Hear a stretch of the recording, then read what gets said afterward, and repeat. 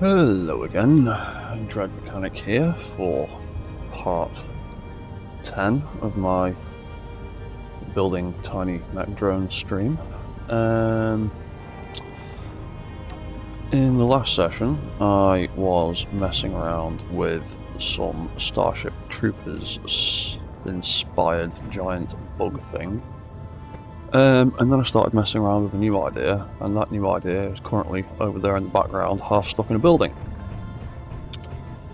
So I'm going to go and rescue him from there, to begin with. Because apparently I haven't set up some of his AI settings correctly.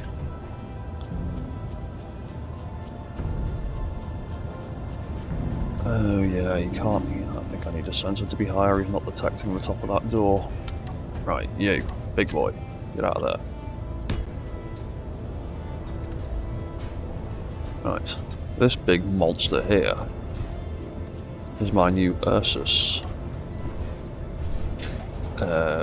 Giant combat mech bear thing. With a twin assault cannon and twin Gatling guns in its head. Its head opens up. And the flaps on the side of that assault cannon open up as well when they aim at things. He patrols around quite nicely. He's also got a little control seat on him, so that I can pilot him or just go for a ride along with him.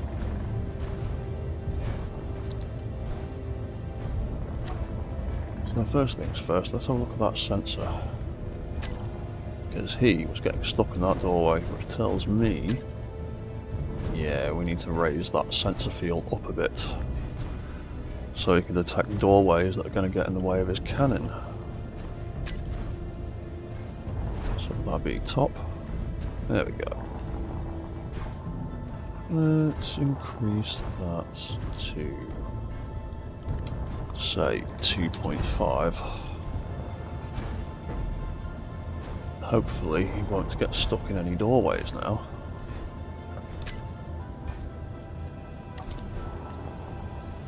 And then we can turn that back off.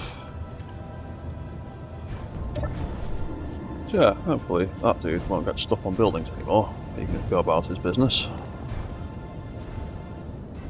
Being big and terrifying. And I also did a bit more work on the Arachnid Starship Troopers inspired things that I was working on the other day. I gave it lots of armour, quite a bit of greebling, a bit more work on the legs. Now I think it looks pretty nice. I've also given it some control setups. Follow me around. I haven't made a patrol route yet for it. Which I might do at some point.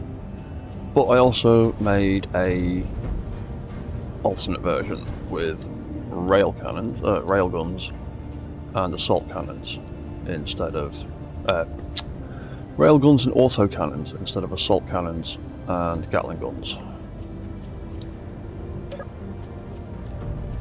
2 of them now.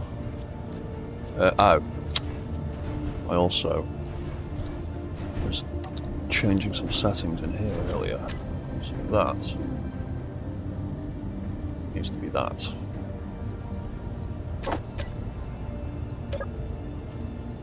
There we go.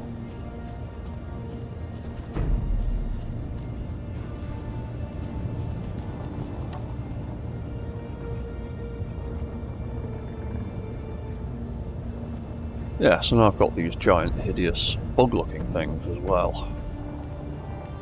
And at some point in the near future, I will upload these to Steam and Mod.io, because everything in this world that you can see wandering around here is 100% vanilla. No mods, no scripts, all just base game and DLC stuff. So yeah, at some point when I've finished these off, I will throw them up for other people to play with. Now we're going to turn these two off. Yeah, I also need to do a bit more work making a fail-safe for your legs, because they sometimes don't reset properly when you stop.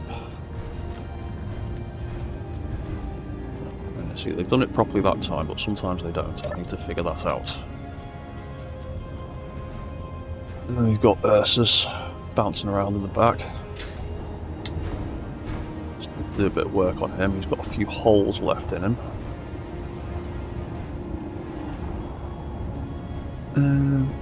Yeah, I'm going to leave him there for now. Because for now, I wanted to make another flying drone. So I've got lots of walkers. I've got bears, I've got bipeds, I've got dog bots, I've got pig bots. I've got a variety of manual controlled mechs. Yeah, I need to finish the shooting range at some point as well. Him, over there, he's in the naughty corner for now, because he keeps exploding and I can't figure out why. Every so often, I'll turn my back and I'll hear a thunderous clang in the distance. And then I'll find Mr. Assault Cannon Dude has exploded into 10 pieces and scattered himself over a wide area. And I never catch it happening, I just hear it happening in the distance, and I'm not sure what's doing it. So now he is staying there. Why is that colour? That should be concrete like everything else. Right. So, I wanted to make another kind of aerial drone. I want more things flying around. So, what should we do? What could we do? We can get the right side block for a start. We could make it that colour. No, that's not the one. That's the one. There we go. Ah, bloody keyboard and mouse, too many buttons. Oh, that's the wrong block. Oh, stupid. There we go. Right. So, let's steal the same military grey that I've been using so far. Bit of a bland colour scheme, but it's pretty default, so anyone can do what they want with them. In fact, I didn't want that. I want the other colour for the internals.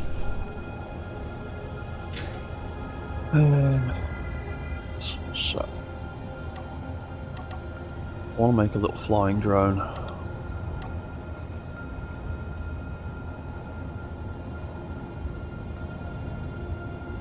I want this one to be more like a little flying gun rather than a flying thing with a dangling gun attached to it. So let's start with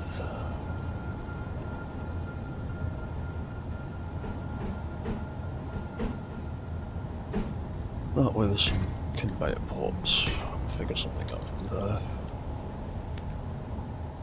So if we had that at the front, that there.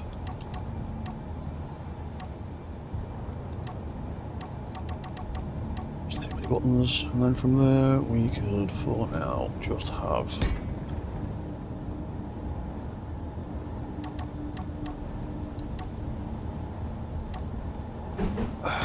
another guns and a camera for the face.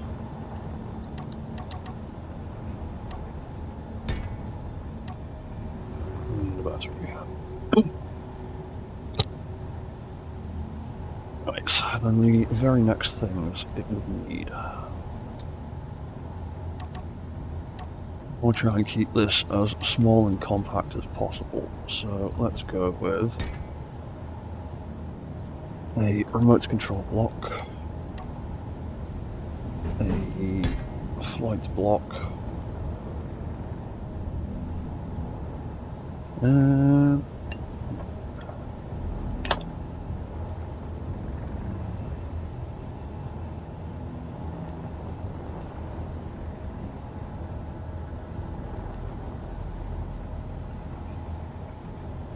and I don't want it to be particularly big.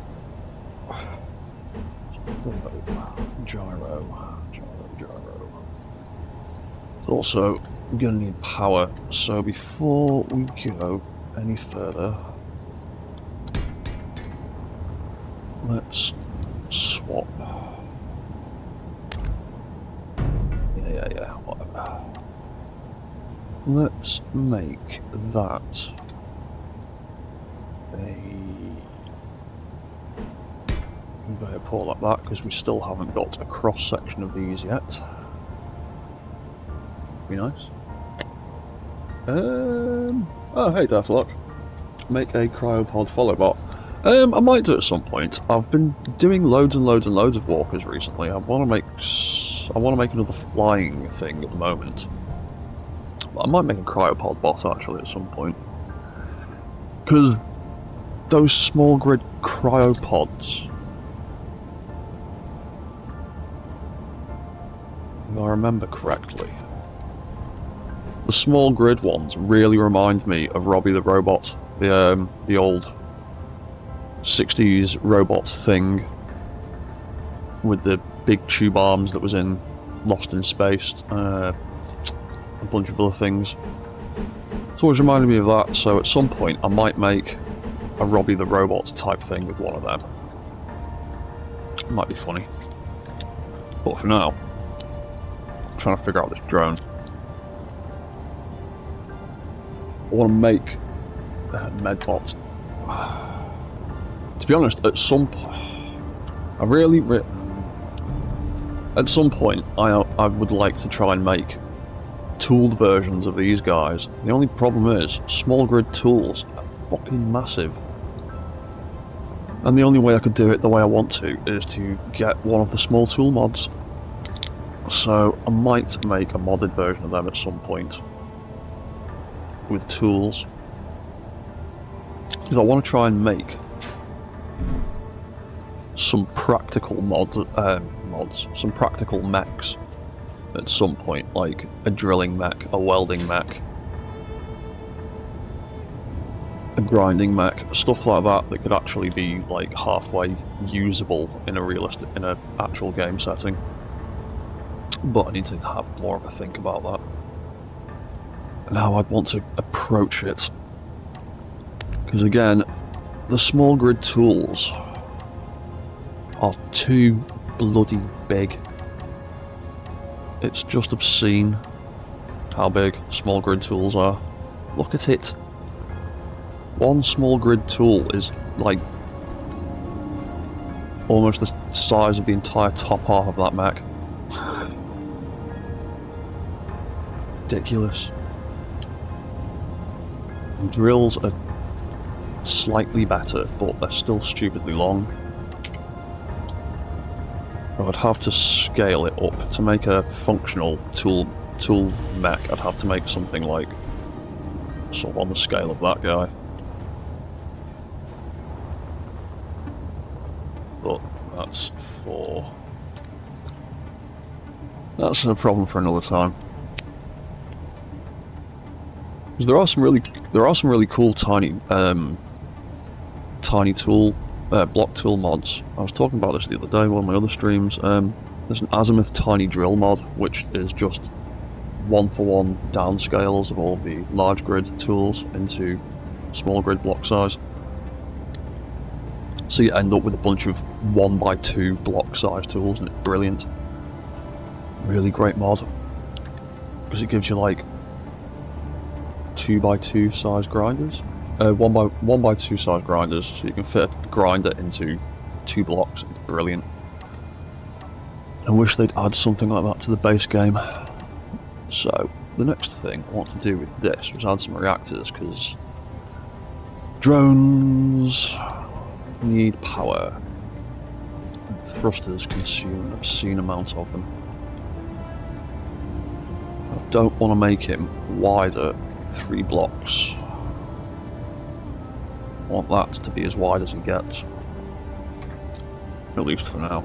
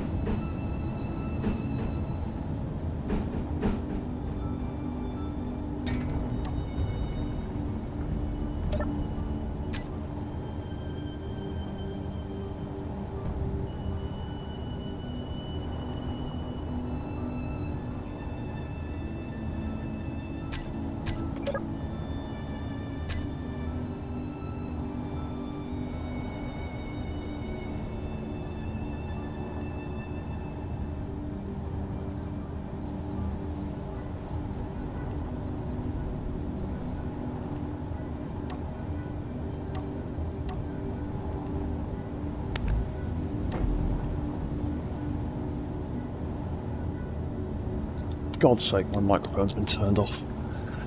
Talking to myself for 5 minutes.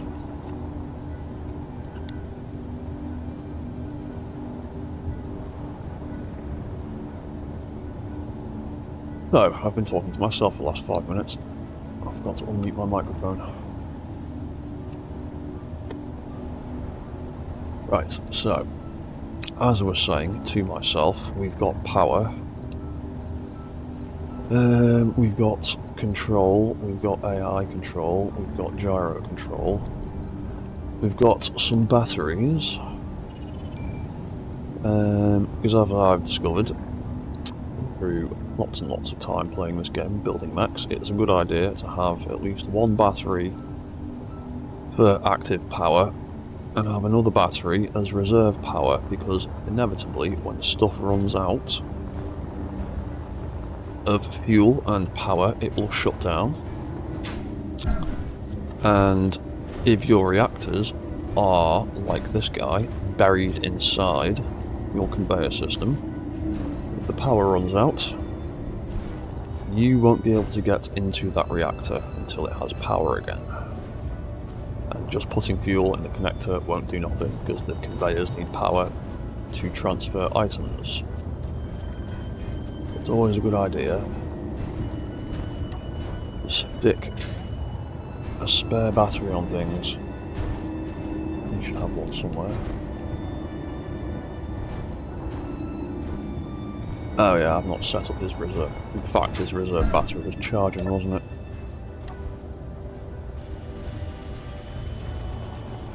Yeah. So there you go. We'll turn that one off.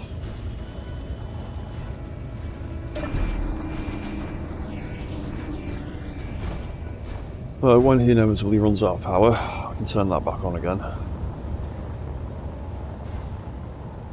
had that issue with a few of these drones dying on me and then not being able to recharge them again. So we'll have that. We'll let that battery charge for a little bit. It's already at 43%, which isn't too bad. We'll turn it off and save it for later. So we've got AI control, remote control, gyro, batteries, weapons, ammo, connector. So the next thing that a tiny flying drone would need is some thrusters. And I want to try and build it out of just these little ones if I can, because I quite like these little ones, even though they're a little bit weak.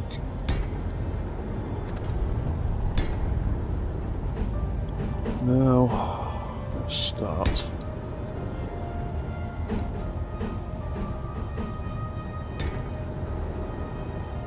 Four underneath. Oh yeah, that's something we'd have desperately need to think about and always forget about. Is we would need antenna. I really wish we had some different shapes of little antennas. I want something that looks cool like the beacon. That looks a bit meh, boring now. Beacon looks awesome, but it's a beacon rather than an antenna. Don't quite work the same.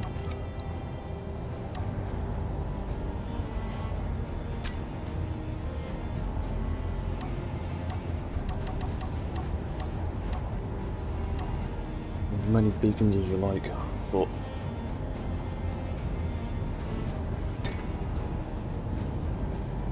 can only be used to broadcast things rather than control things.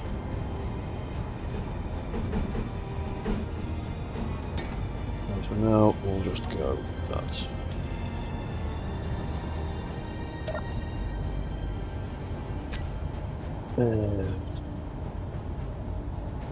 Just call it drones now.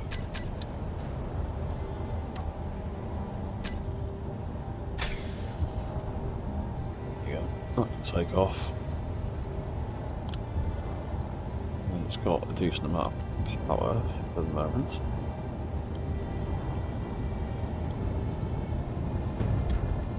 Lock that back down before we float away. Okie dokie. Right, so I'm going to need forward thrusters to forwards. And, yeah, need directional thrusters in lots of directions. So let's, for now, try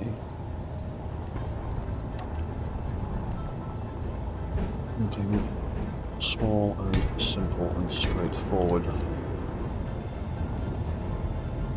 And I'm going to want to get that in. I want something there. So it's not that big. I'm going to need more functional blocks eventually.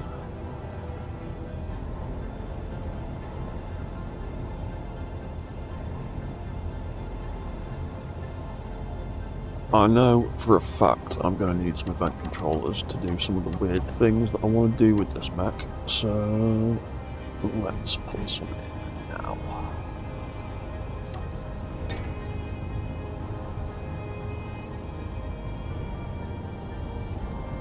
Big.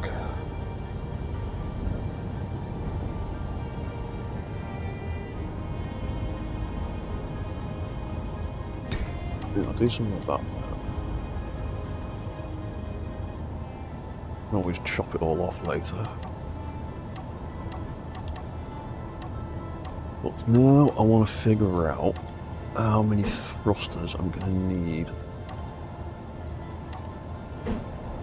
to get this thing off the ground and flying properly. Let's just bung a bunch of thrusters on any old how. So now, let's see how it responds. That's got 2 in every direction and 4 on the bottom.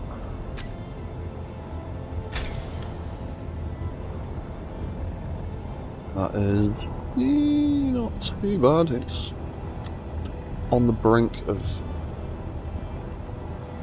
just before getting a bit too heavy. That's not too bad. 4 on the back. We'll keep it upright.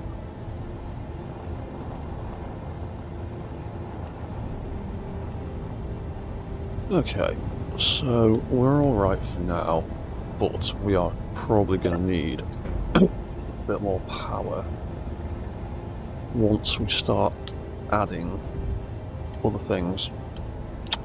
But that can fly for now, so that's good. I'm going to take those little thrusters out, because I'm going to put something there eventually. Oh, I put 4 on the back, didn't I? Yeah. Need to do that. Okay, well, anyway. They can come off.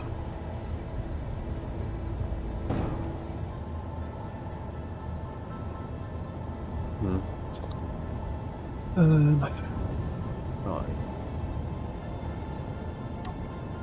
So, the idea I've got in my head for this little thing is something. Where's the bear gone? There he is. I want to do something like the turret on the side of here. As you can see, when that turret aims at stuff, the flaps on the side open. So I want to try and build this drone with little flappy things like that that open and close as it flies around.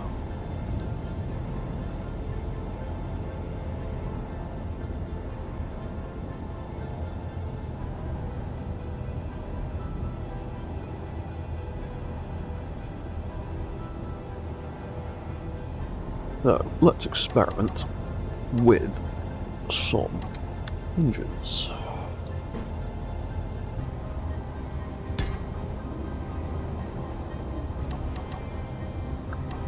Because I've had a few mixed results doing various different things on the bear. Because he's got these flappy hinges that are tucked in that are pretty clang free. Don't scrub too much. And same again with the flaps on the face when that gun actually... Come on, target me. Target me.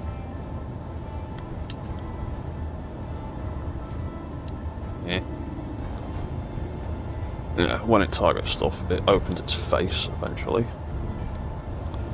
But yeah, I want to do something like that with these. make it a bit flappy. So what I've been doing is using these half wedges. They tend not to scrub too badly.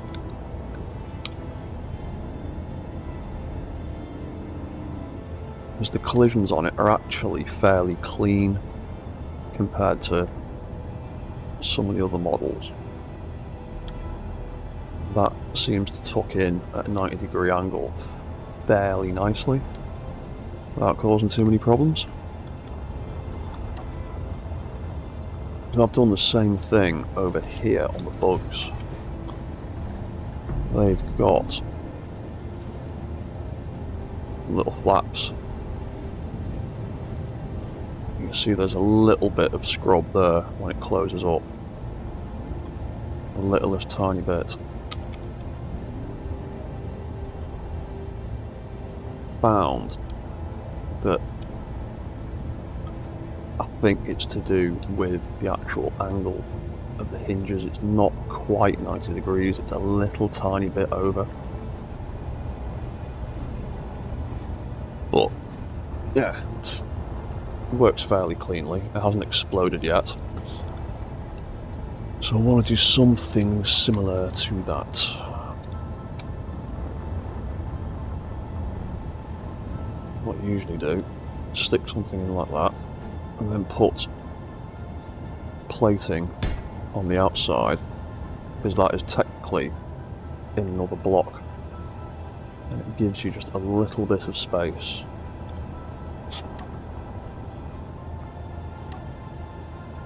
So that you can put in another hinge. In fact, I might just steal settings. That.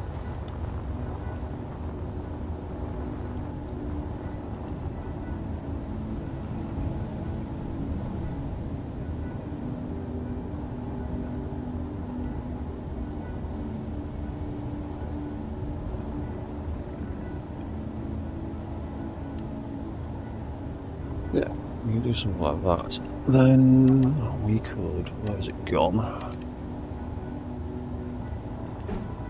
Pop another one of them on there like that. Then we can get another flat plate. And then here, because the collision models for a lot of these armor plates are actually pretty good, you can just about get away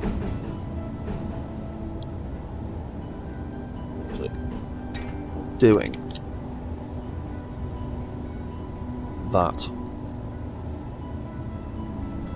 And you can see that it's a little bit funny sometimes.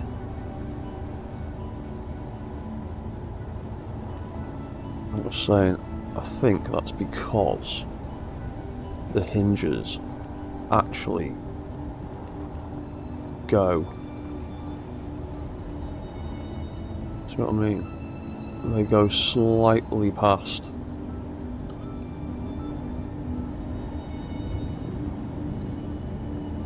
Uh, 85.5, 0.6, 89.7, 8,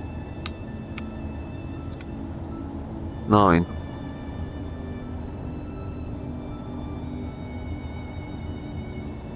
I think it either something's just pushing it past 90 degrees or the hinges go ever so slightly past 90 degrees. But yeah, that I've been able to get away with pretty well. So I want to try and do something like that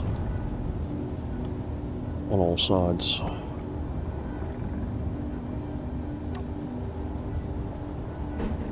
Hopefully not add so much weight that it can't fly anymore.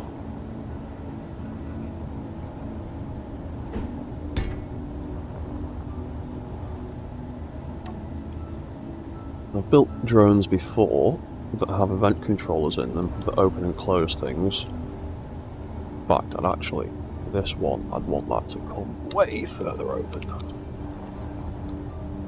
Let's do 30. And 45, something like that.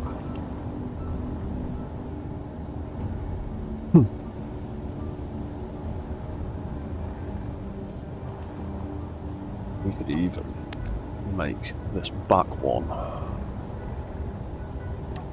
another block longer.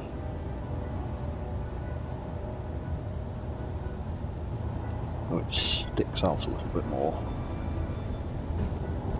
when the tail opens up. Yeah. Yeah, something like that. And then, say, when it hits a high speed, its flaps could all fold in, and then when it stops, we can set it up for them to all open up like an air brake kind of looking thing. So let's copy that sort of idea onto the other side.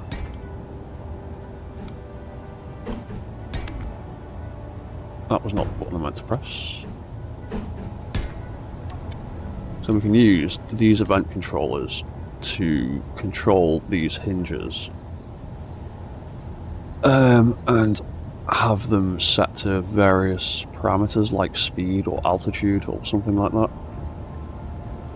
We could have one that, say, when it gets past 10 meters a second, the first set of flaps fold in, and then when it gets to 20 meters a second, all the flaps fold in. When it comes to a complete stop or below whatever, below 10, they all open up again.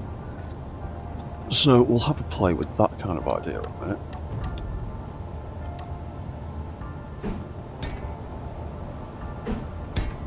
And I have set up other drones that have flappy bits. Like these drones, for example, they have two controllers in them, which you'll see in action right now. So he's coming into land.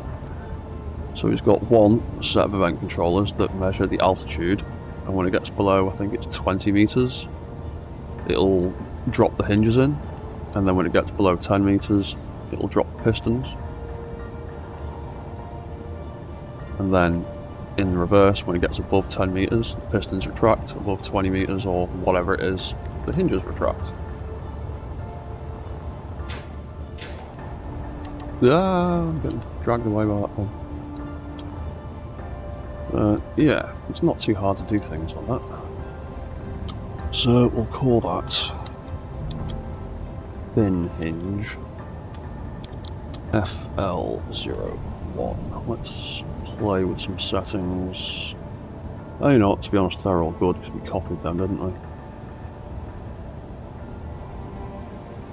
And the other mech, so that could be fin hinge rear left 01.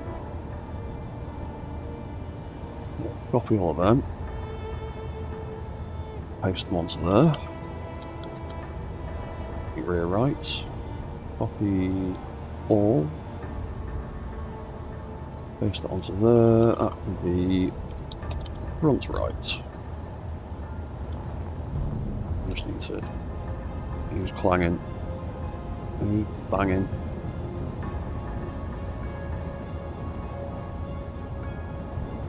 Nothing more catastrophic explosions, have we? They're banging like that usually means somebody's stuck on something. No. No, God knows. I haven't had somebody randomly explode again, have I? Yeah, entity list.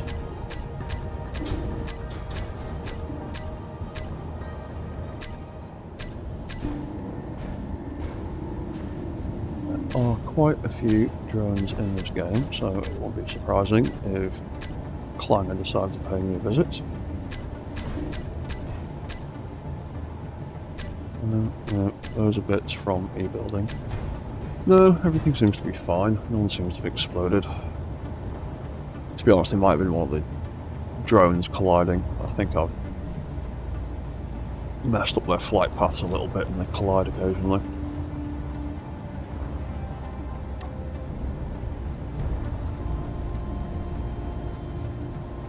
Right, so we needed to have... Where is it? There it is. One of them there. Two of them on the back.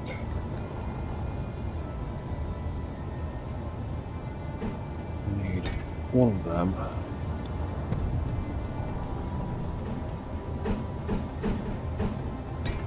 One of them.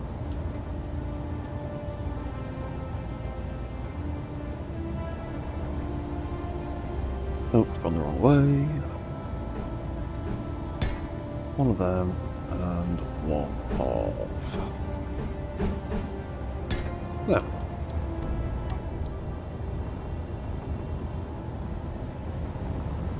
Right, Ruby.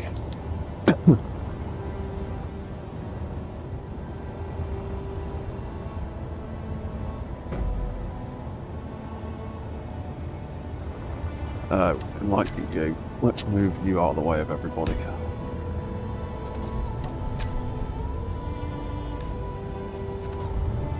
Keep expanding the base and forgetting where people's routes are taking them. We've got the dogs walk all the way over there. Right.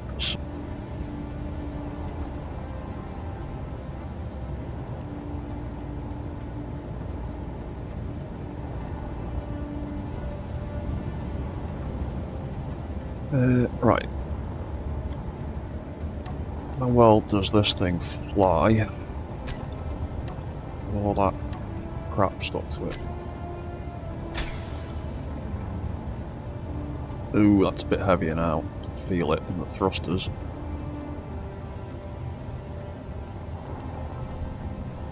But two little thrusters is still a decent amount to make it. Yeah, two on the back isn't enough to lift. It needs a minimum of 4 to get off the ground now, with all that extra weight. As you can see, now I've added the subgrids, the thrusters can't quite calculate the weight properly, so it'll just start to sag.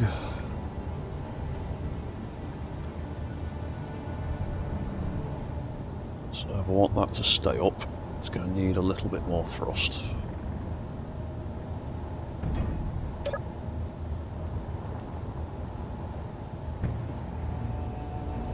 So, for now,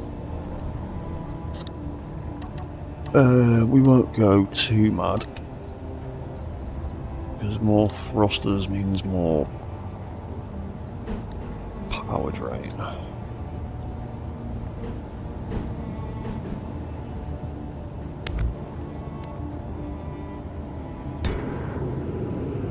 So we'll have a row of 3.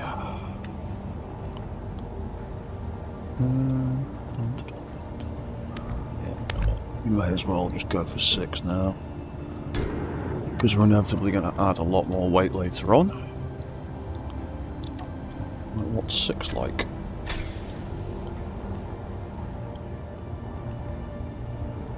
Six is much better lift, but power is spiking, and because Space Engineers likes to be a pain in the arse about things,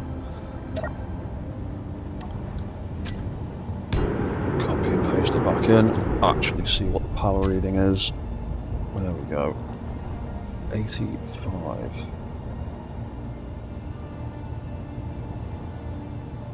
Do we have all the thrusters?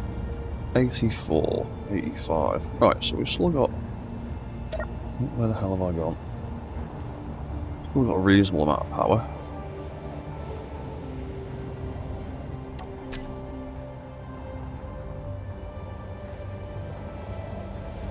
The amount of thrust we need, so that'll do. That's not too bad.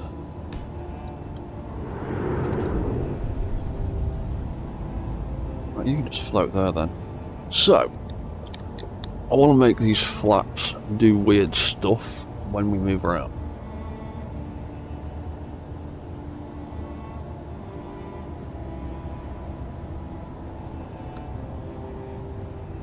And to do that, I'm going to set up some of these event controllers.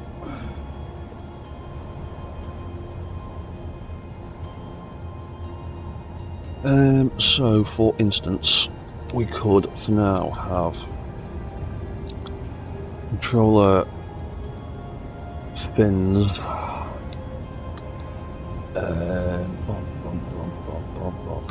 We'll just go, say, 10 meters a second. Name it that. So, when we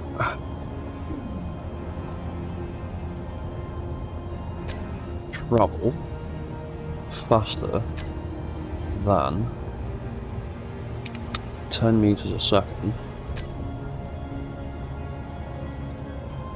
what we will do is we will have the rear two hinges fold in, and we can control it more precisely by resetting velocity, increasing velocity.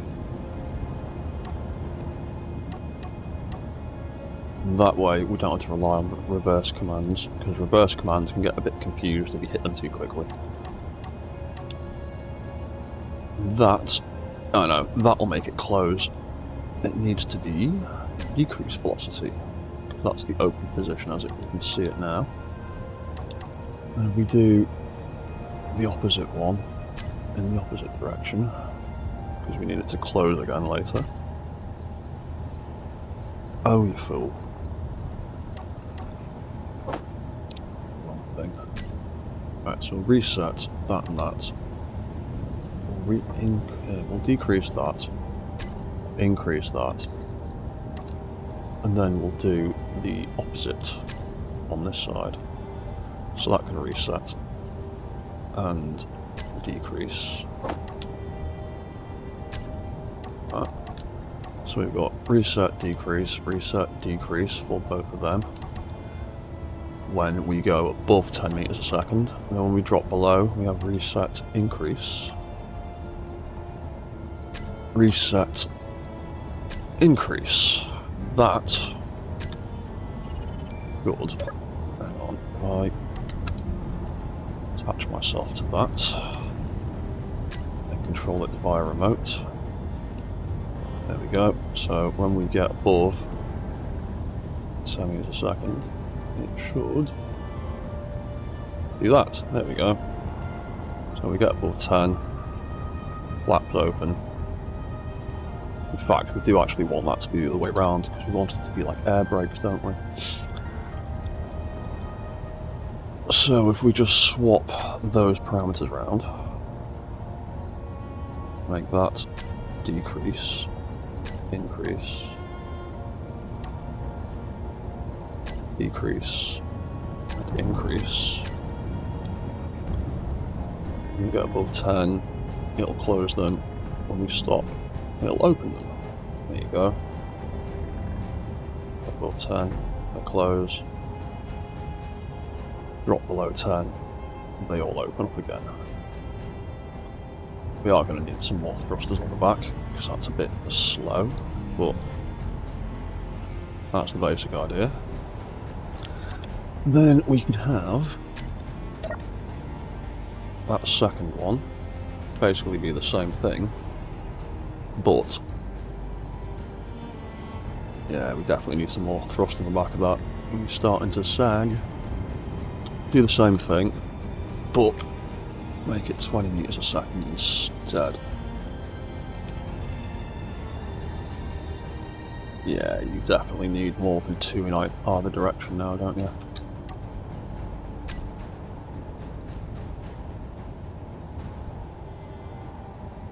Still alright for gyro control for the moment.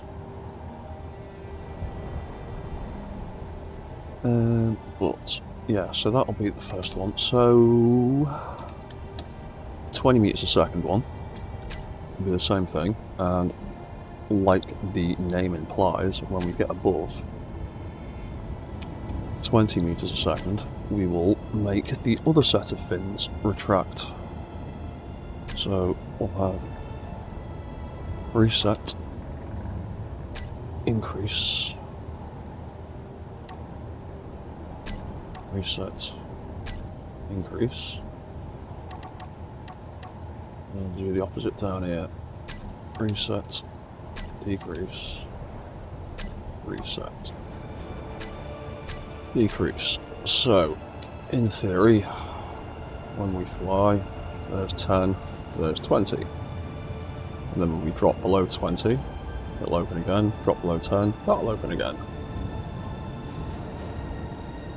And we can make them go a little bit faster by adding more increase and decrease commands. So, we want it to open and close a bit quicker. Stick 2 more increases on, well, 1 more for each of those. We'll have fin. What did we have on this one? The rear ones. So we'll add another increase, and another decrease, another increase, and another decrease. And that first set, there you go. They're opening and closing much quicker now. Fortunately, you can only increase the velocity of hinges and rotors in increments of 6 RPM, so it's not that precise, but it is slightly more reliable than just using reverse commands. So we can do the same thing with that one, for the front flaps.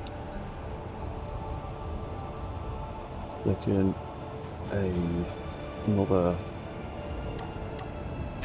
increase and another decrease, another increase velocity, another decrease velocity.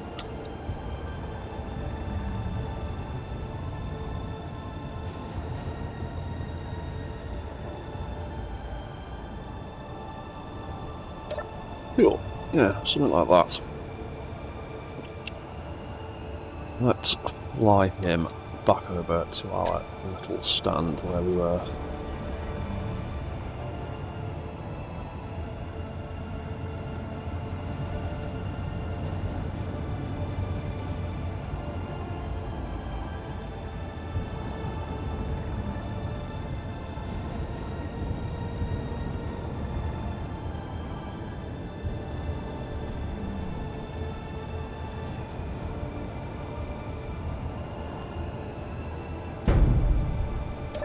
Ruby.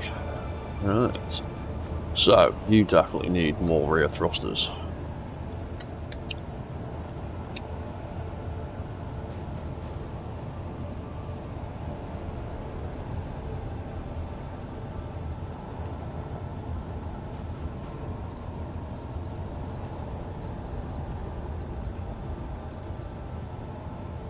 Right. What do we do about your rear thrusters? I might just... yeah, let's just stick 2 more on top of there like that for now.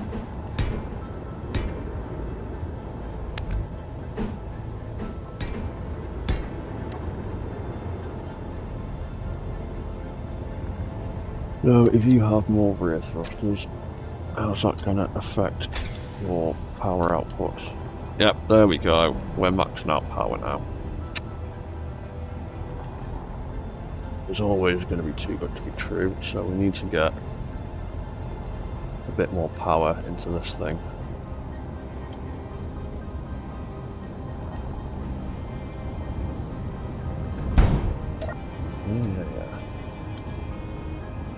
And the problem is, I need to turn off one of these batteries because I want it to be a reserve.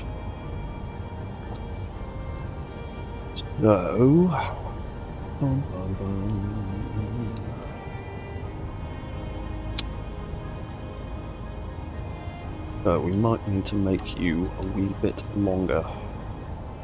Let's make a copy in case we break something. Ruin it. Let's take these 2 batteries out the side. Because I might actually stick another set of reactors in there.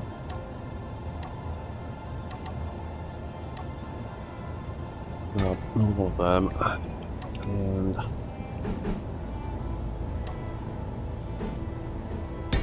another pair of reactors for some more power.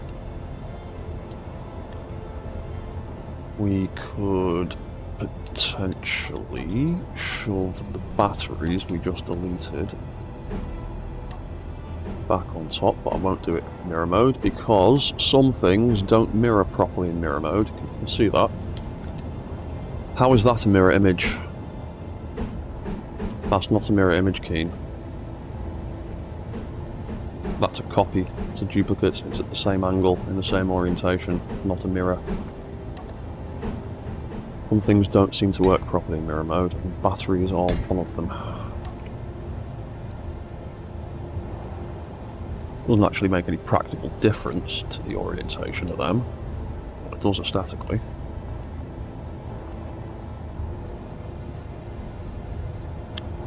Okay. Yeah, because we deleted that now. We might end up moving. Actually, no, you know what?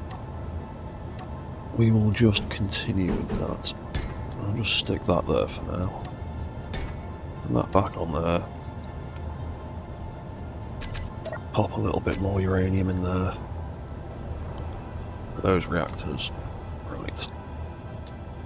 How do you fare now with... Oh, crap. I cut off half the rear thrust, the bottom thrusters, so that wasn't going to help, was it? Thank you. Yes, that's why. So... We've come back that far, let's try and keep this fairly balanced, so let's put them there instead. Oh yeah, we need to put the rear thrusters back on. 1, 2, 3, 4 for now. Ultimately, I'm going to set it up so it hasn't got that much tilt control, because the drones technically don't have enough side thrust to work on a 90-degree angle, but the AI is set up to not tilt more than 10 or 15 degrees, so they don't tip too far. The only time they've ever fallen out of the sky is when they've run out of power. So far.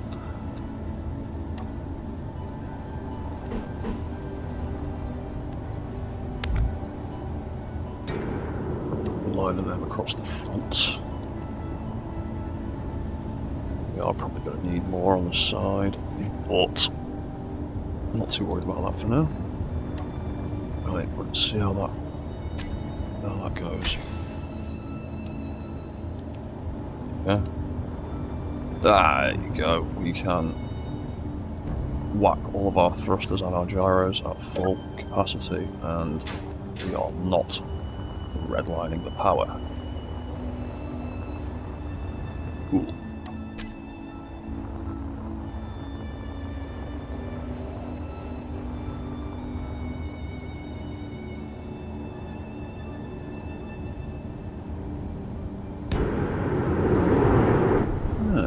Okay, we are having some success.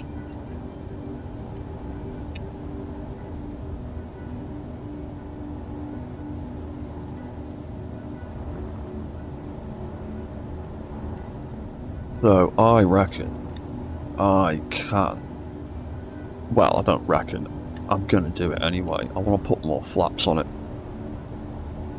Here's the stupid idea I had in my head, was a weird little drone that was just covered in fins that open and close as it moves around, so I'm going to put even more flaps on it, and then we will try and figure out a way to kind of hide it all, like I've done here, because there's 2 flaps on the side of there, tucked away nicely. There's another set on this side.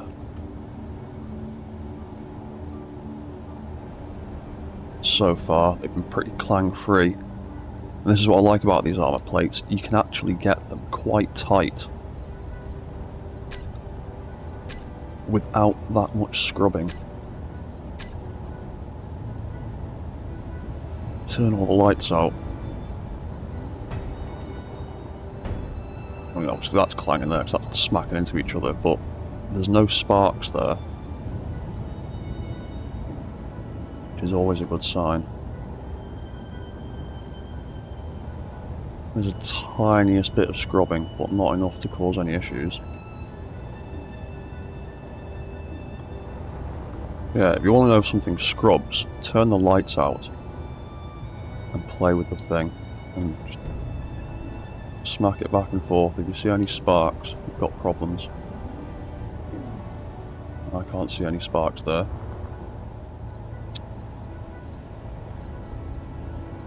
So hopefully we'll be able to achieve similar results over here.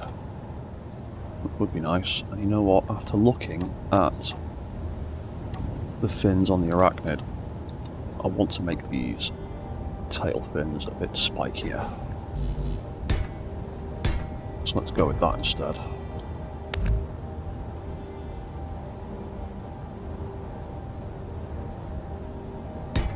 When you want to make anime-inspired robots, practicality is secondary to cool spiky bits. If you ever seen an episode of Gundam Wing, you'll know what I mean.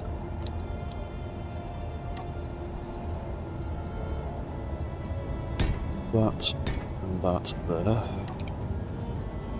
We will make these ones match the side ones, so we'll just copy those settings. Make that 02. Copy those settings and make that FR02.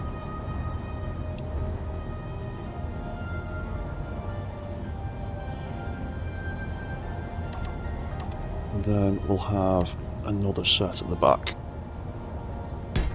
because why not? Then we'll need to check again and see how much power and weight this has added.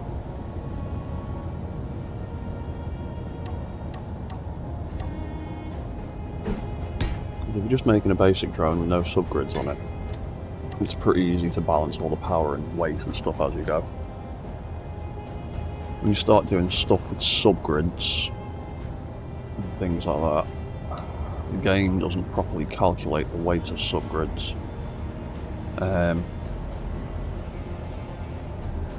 And yeah, it can cause you a few problems. Like I said, syncing things, the AI can deal with it pretty well, because the AI will just constantly burn its up thrusters to keep itself up. But that does end up ultimately consuming a lot more power to compensate for the grid constantly sinking because it can't calculate the weight of its own subgrids properly. It's a bit of a pain in the arse.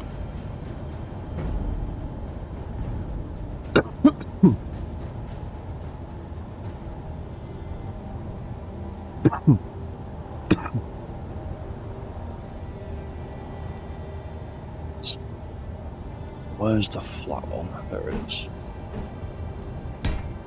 Yeah, we have one on the front. Oh, need to copy that. Copy, paste 02. Copy, paste 02. Right, so we had one square on the front, two on the back. And we want the back flaps to be slightly longer. Then what do we have? Let's make these kind of the opposite way round. Let's see what that looks like. So I want that that to be there. And then I want that one.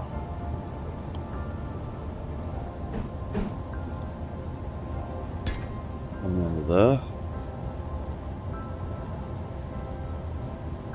That one on the end of there. So that when these fall down, we would need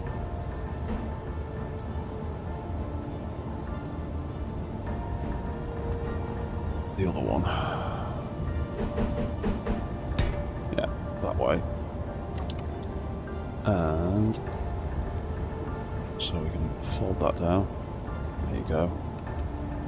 Kind of clean. As clean as it's gonna get. Now that one there. So we fold that one down.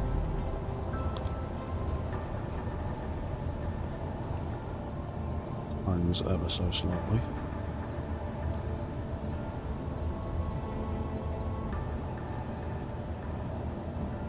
Now you can see it scrubs the tiniest bit because the hinge head shifts slightly out of its housing, but it's not so bad that it's going to cause any major issues, I think.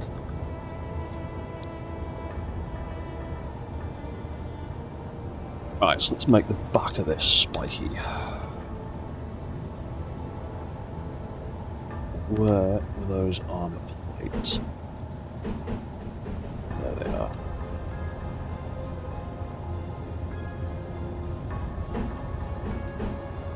I'm going to do it that way. That way. Yeah, that's the one.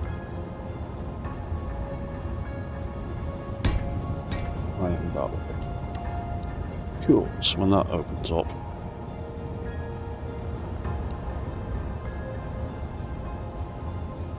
like that maybe.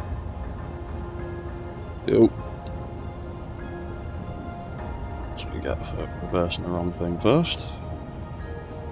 That is why I have the first set open first and the second set open second.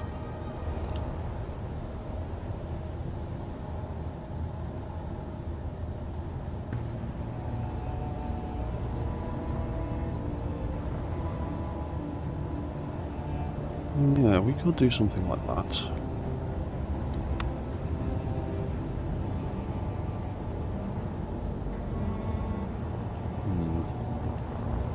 Or we can try something a little more stupid and a little bit more elaborate.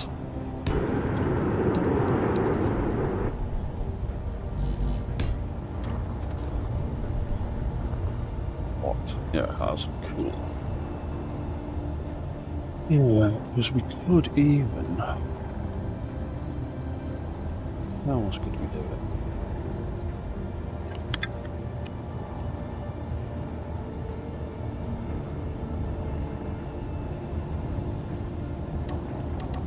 Because there's other mechs I've made in the past.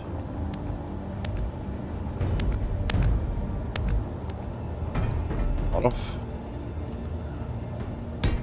Where I've had slightly different setups.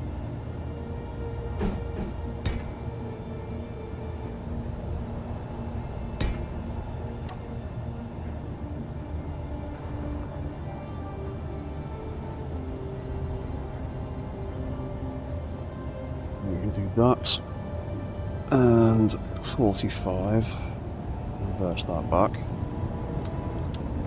and then we can essentially just have the same settings from there copied and pasted onto there.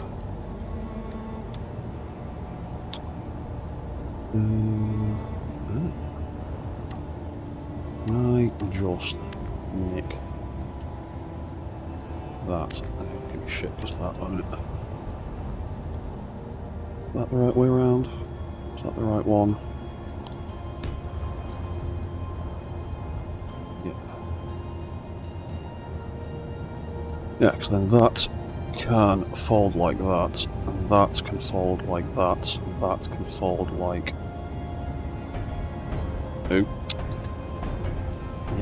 Yeah. Shush. And you see that all kind of tucks in sort of nicely.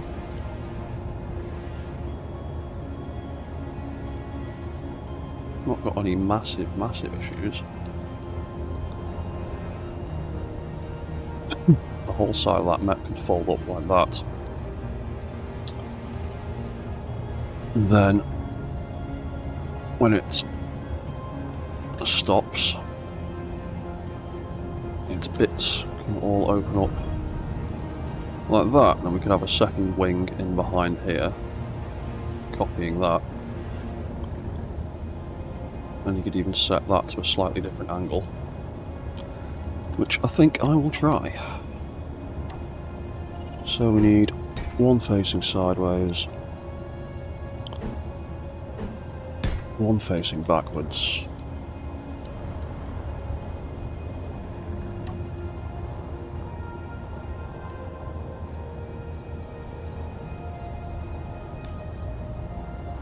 That armor plate thing.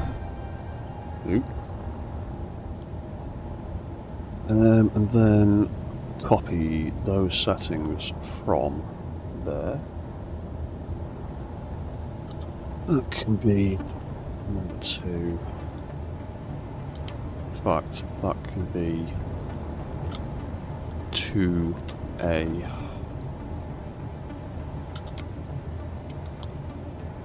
Then hinge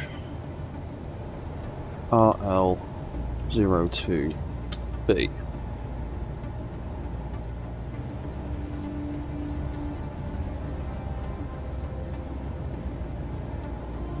That needs to be 2, that could be A.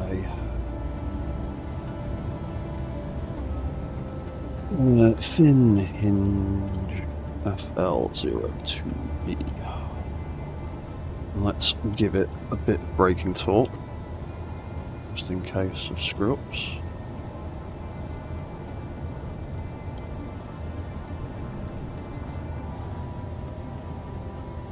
Yeah, we could have that maybe open up to 60 degrees.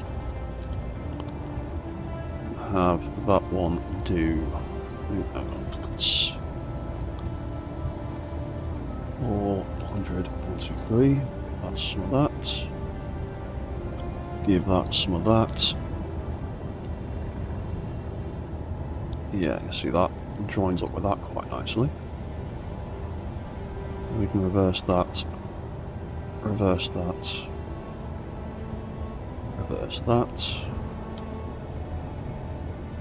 fold that all the way in, and fold that all the way in. Oh yeah, and then we need to tuck in another panel on the back of there. That all folds up quite nicely.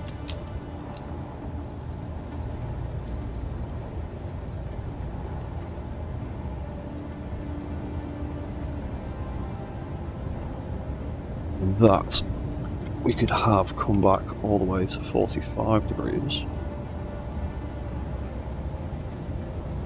Maybe. In fact, we might go a bit further. Let's say 30 degrees. Yeah, looks a bit cooler. Right, let's arm it up. That bit there that we were missing. And that's the other way around. That. And let's pop one of them on there as well.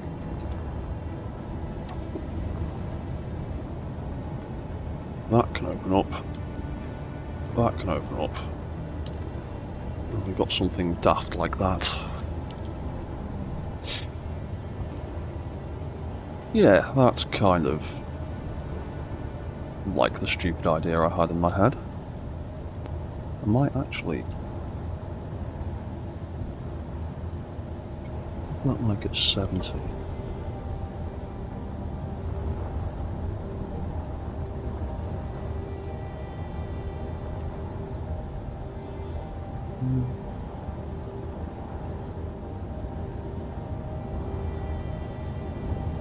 Yeah, we'll go with that for now. So we can copy all of those settings onto that one, because it is just a mirror image. You can just name it that.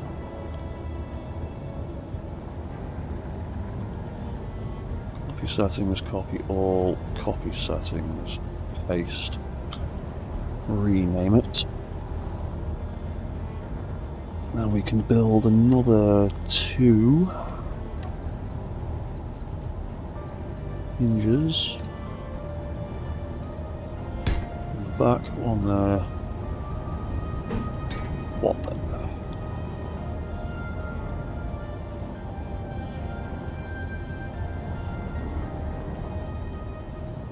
That can be rear right.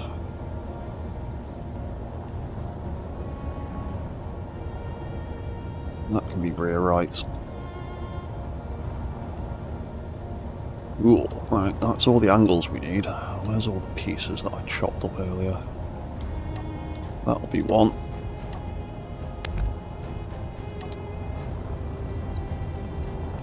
That should hopefully paste nicely on there. Thank you very much. Take that off because it'll give me crap when I try and paste it.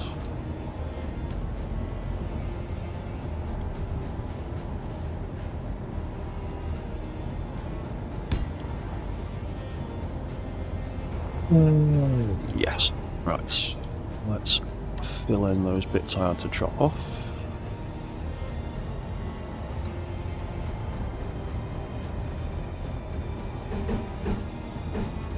Where's the other one? There it is, that one. That one. Yeah, that looks adequately ridiculous.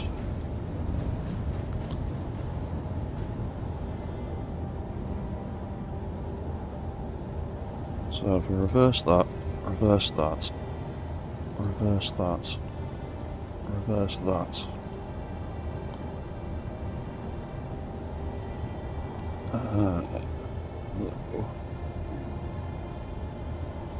That needs to come down first.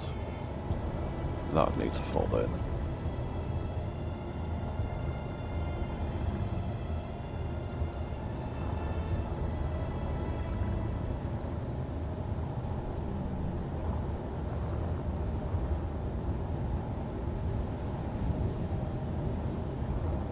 Ooh, that all tucks in quite nicely. Like so.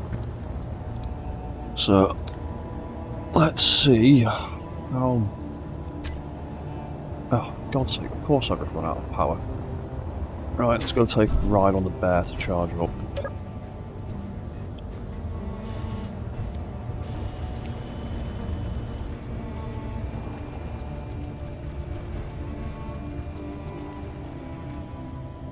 Originally this bear was just going to be a drone like all the others, but there ended up being just enough space to sneak a little control seat just on the front like that.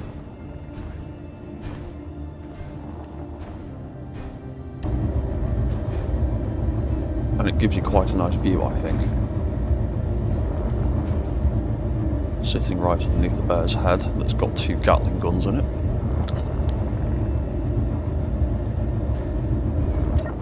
It makes it easy to hop in and out of it. There we go, fully charged now. We can carry on.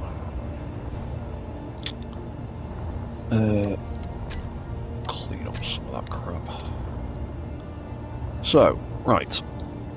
Let's white test. Yeah, it's a bit heavier again now. Because of all those extra... Yeah, you can see that's what I mean about adding subgrids to drones. I've got plenty of lift to get back up in the air, but the game doesn't quite calculate the weight of all those extra subgrids properly without putting thrusters on the subgrids. Why making flying things with subgrids on them can be a bit of a pain. Hello, Malcontender. Thank you very much, man. Yeah, pretty much all I do in this game is build drones. The disclaimer I always say to anyone new to my streams is I don't play Space Engineers properly the same way everybody else does. I'm not really asked about the survival mechanics. I'm not even too asked about the space stuff. But Space Engineers is the only game I know where I can build ridiculous things like this.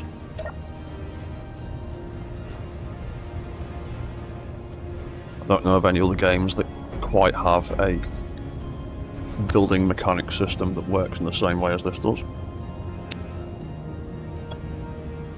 I've said it before and I'll say it again, as far as I'm concerned, this game is Mech Engineers. The space stuff is an added bonus. Right, so that's getting a little bit weighty now. He is going to need more vertical thrust.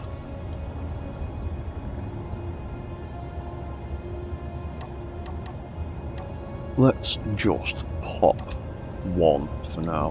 One extra on the back. Don't want to go mad because more thrusters means more power, and too many thrusters spoils the look.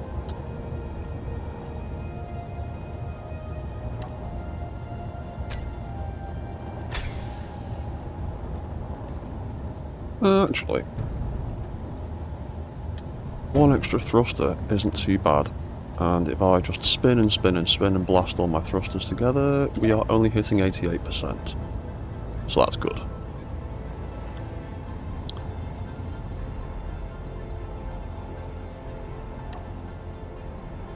No, he's not. And yeah, that extra thruster seems to have helped with the droop. He's still drooping a little bit, but not quite as fast as he was before. Cool. Right, so he can just about stay up off the ground.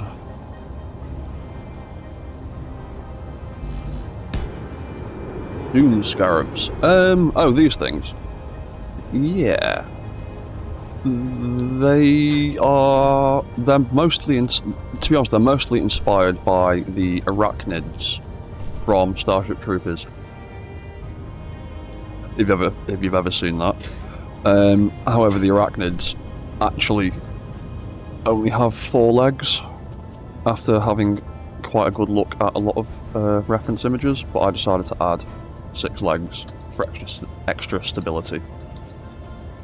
But yeah, that's why it's got like the big stag beetle face and these arms, because that's kind of what the arachnids look like. I think the arachnids in Starship Troopers have an extra set of little arms down here, but I didn't really have the space for them. And it's not meant to be directly copied from.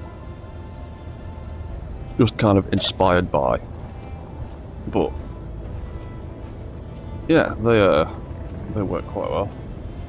Yeah, you see it now when I point it out. Yeah, I just had a random idea. I wanted to build something more bug-like. I was experimenting with some bug-like things the other day and wasn't quite happy with them. And then I thought, why not try and do something like that and make a leg setup I've never made before. Or a leg setup I haven't made in a long time, rather. But we've still got some issues because some of the legs don't quite reset properly, so the arachnids need a little bit more work.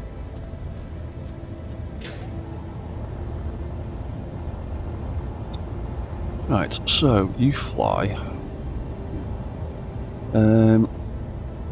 We need to add in all these other hinges.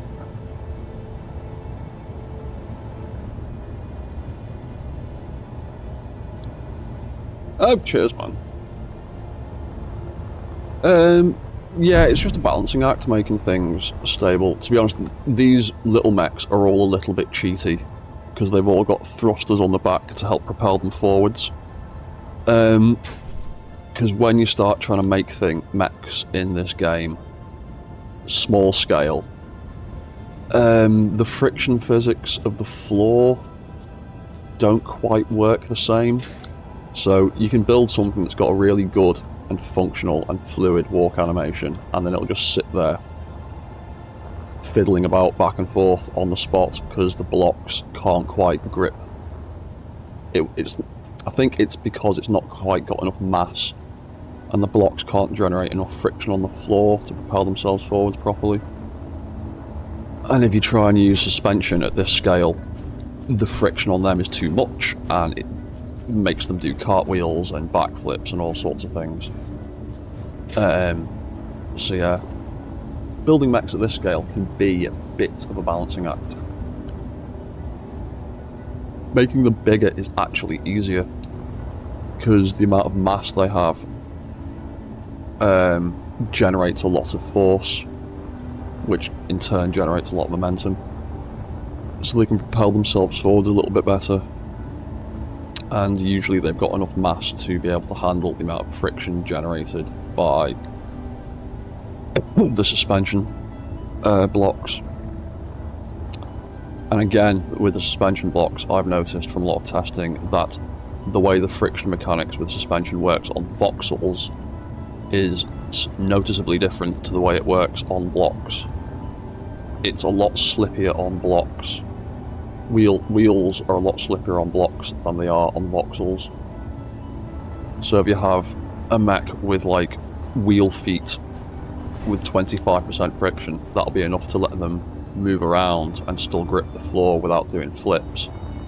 As soon as they step onto blocks, they'll be sliding all over the place like they're on ice skates. So that's a bit annoying. Right. Right. It has been half an hour, so I'm going to quickly go and grab another cup of tea. So for the next 5 minutes, you can just enjoy watching my bear walk around for a minute. I'll be back in 5.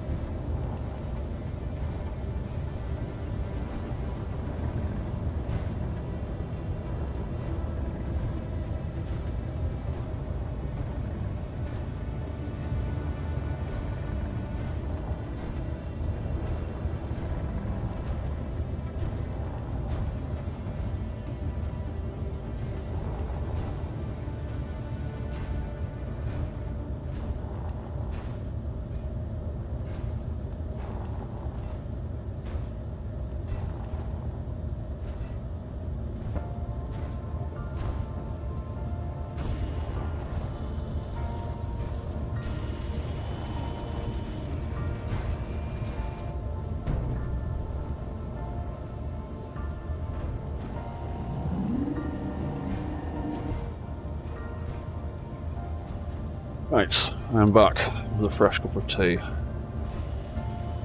How is my bear getting on? I'm trying to charge towards people.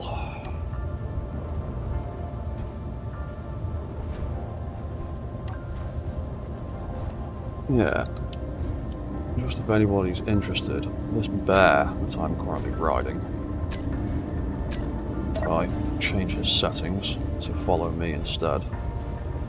He is set up to just walk around, like all the others, but he's got a little bonus feature, where that when he targets an enemy, he is programmed to start barreling towards his enemy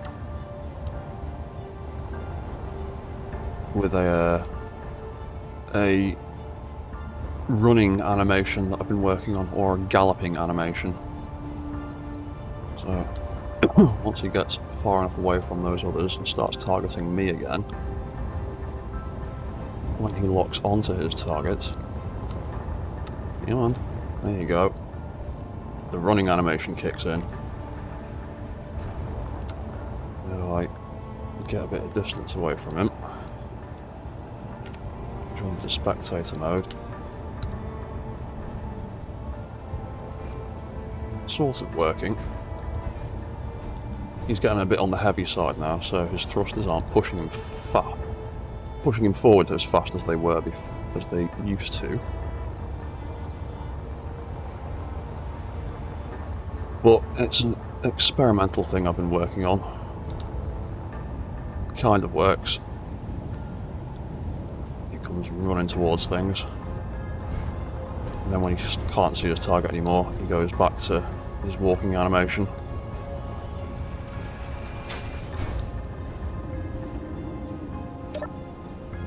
That is controlled by that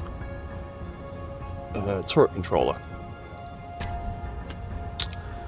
Got a little thing in there to make it do stuff when it looks at targets.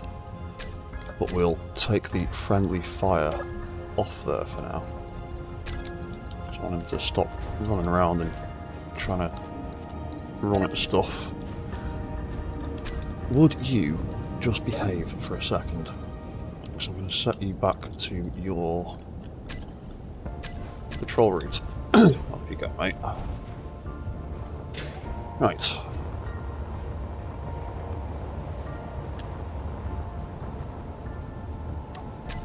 And that goes over there. Right, so we were playing around with this thing.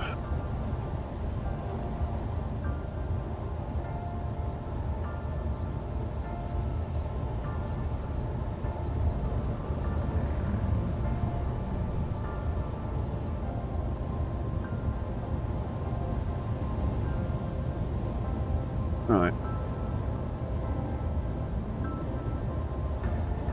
So, let's unfold all of this stuff again.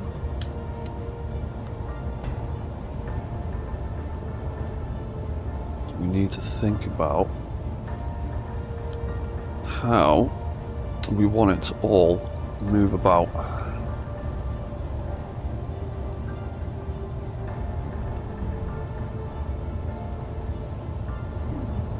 So we might even need to create some groups for all of these hinges. It'll be a lot easier to do all this. I'll just stick a control seat on there for now. Let's attach to that. We fly like this. Ah, just about.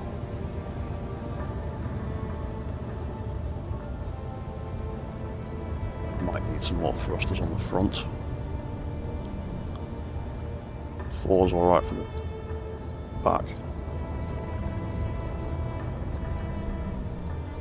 Right.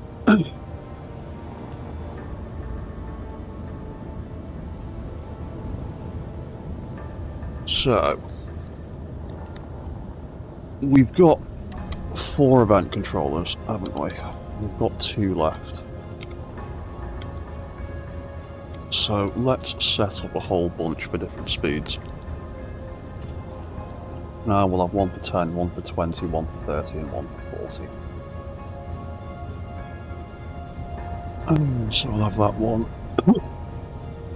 as 30 meters a second, that one as 40 meters a second. So we'll change this grid speed, and we'll change that one to grid speed. We'll have that go over 30 and that go over 40, and that works both ways. So when it goes above the 40 it'll do stuff, and when it drops below 40 it'll do stuff. The first group, we've got the side hinges and the rear hinges folding up.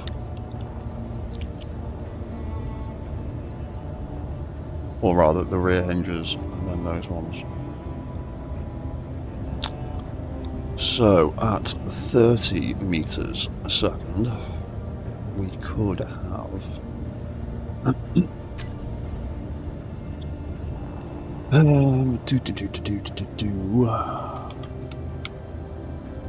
hinge 0 to A. There we go. That narrows it down for us. We can have the rear hinges increase their velocity so they fold back in.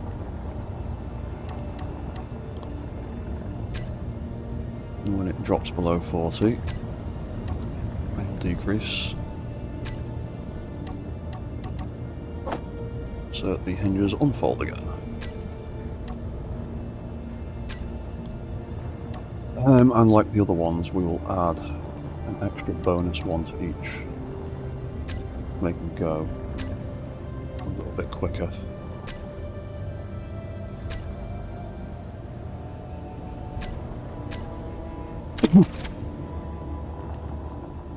Now, when we get above 10, first ones, 20, second ones, 30, third ones, when we slow down, they all open back up again. And it works the same in reverse.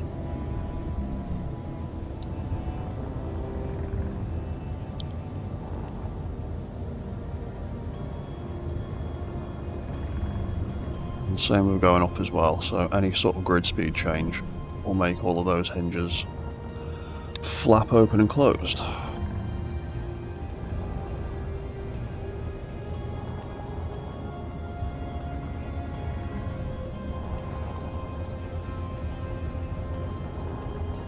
Might need to try and squeeze a few more thrusters on if possible. So we can do 40. We'll do thin 0 to A, and we'll do the front two. So again, reset, increase, reset, increase, reset, decrease, reset, decrease, and then an extra little one for both. So 10, 20, 30, 40.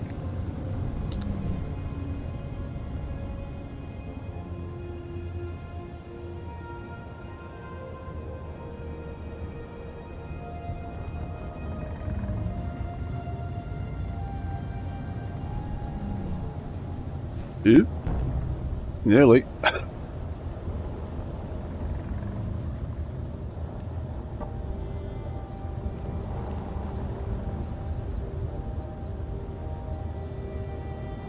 Yeah, then I'd like to add one more, at least, that folds them all up into a little box when it gets too low to the ground.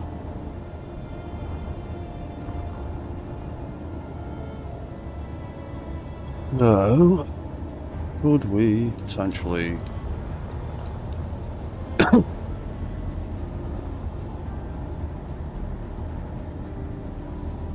Right. That's working pretty well, so before we butcher it and screw anything up, make another copy. See how evolution works in real time for robots. Because robots can evolve too, sort of.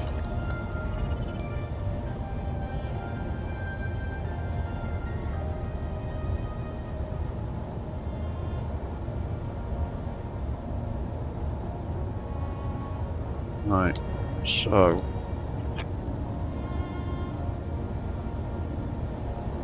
get another event controller in here.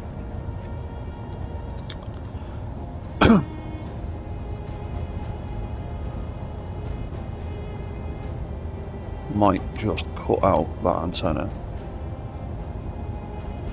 and replace that, because we can extend the back out a little bit potentially. So let's chop you out.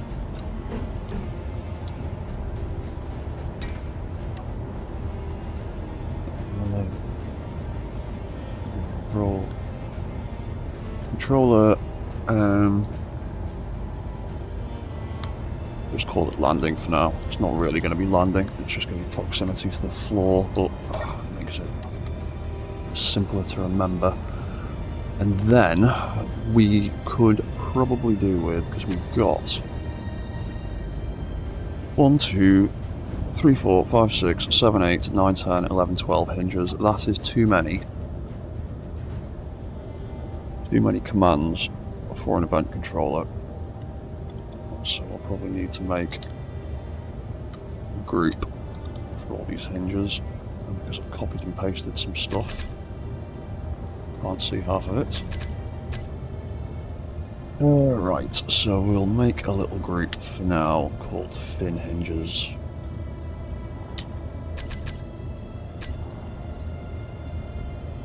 And we will select this landing, and this will be altitude. When we get less than 10 meters from the floor,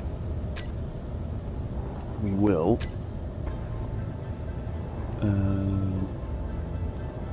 reset all the velocity on all of those hinges and increase the velocity and increase the velocity.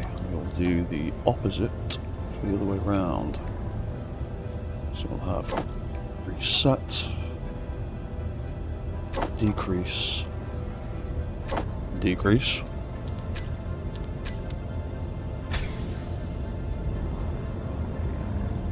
Lift up, and you come back down, it all closes up again.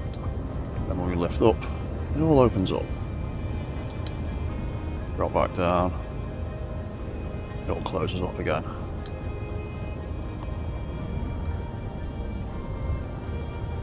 And when we're above the ground and flying around, we can smack into the drones at 40 meters a second. Nice. And that's why I do all this stuff with damage turned off, just in case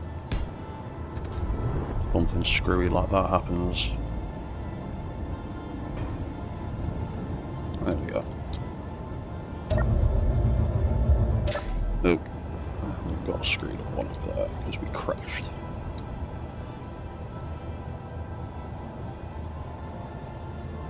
There we go.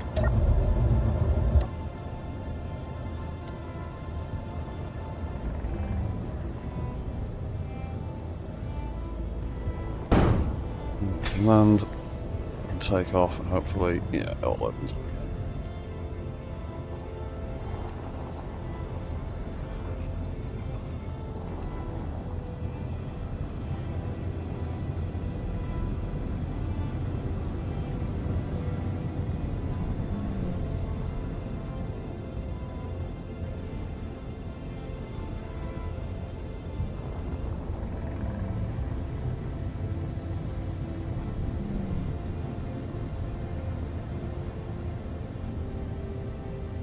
Yeah, I want to fly.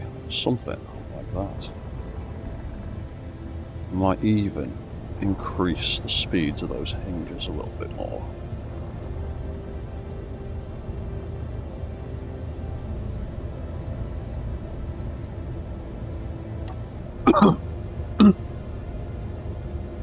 So they're a little bit quicker. So let's add, what was that? Rear. Fins. 0, 1. Add another one. So that rear, left and right.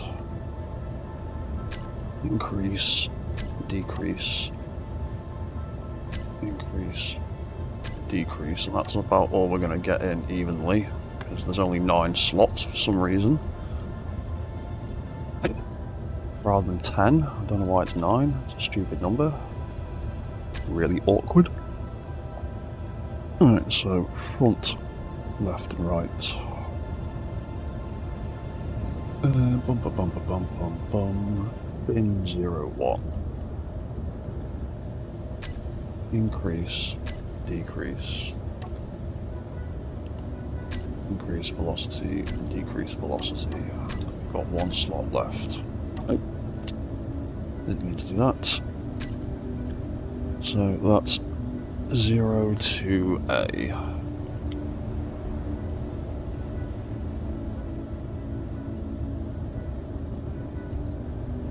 Rear ones. Increase, decrease, increase, decrease. And then we've got the front 0 to A.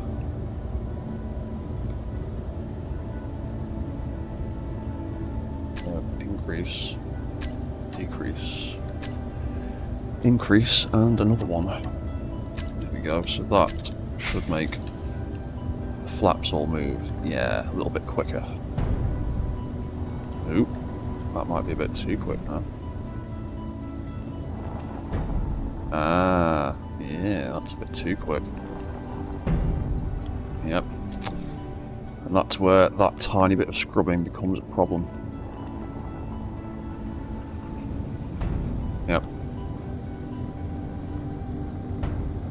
Yep. That might be a little bit too quick. Or, if I reduce the strength of those hinges, does that make a difference?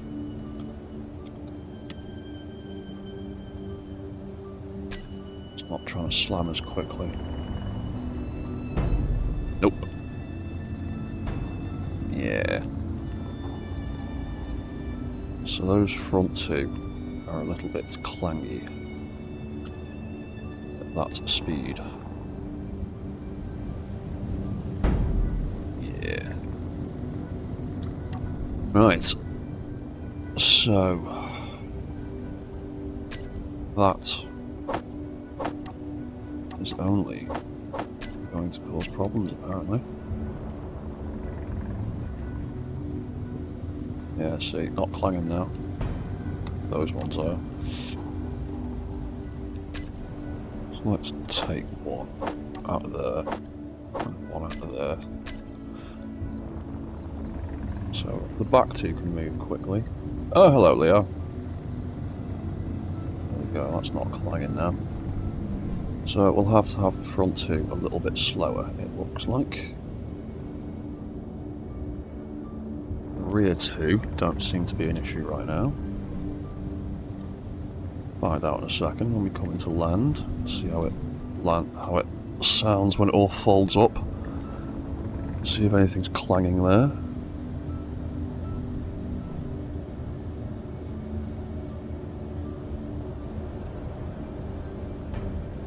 Ah, there's a bit of clanging there.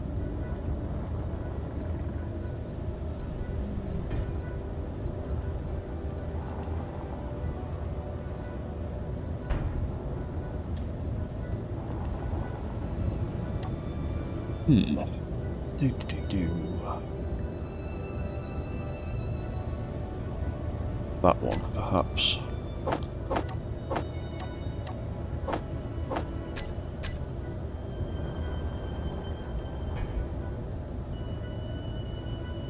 You weren't clanging before.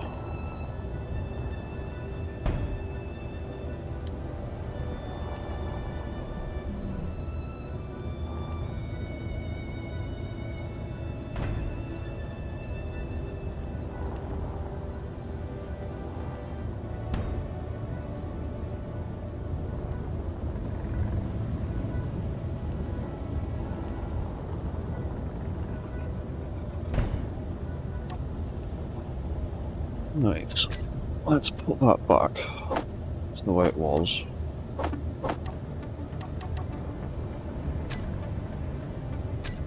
That makes a difference.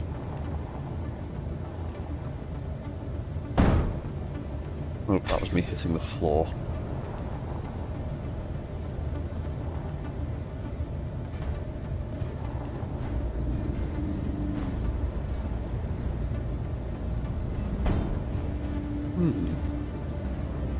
You weren't as clangy on the other one. What have I done?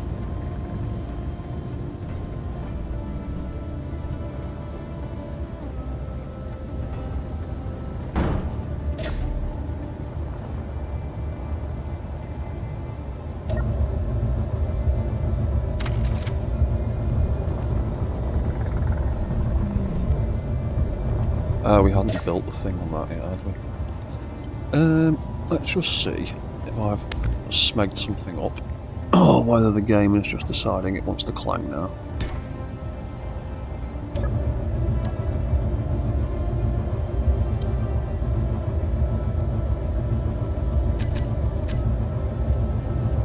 Do the same thing that we did with the other one, fin hinges. Take that event controller.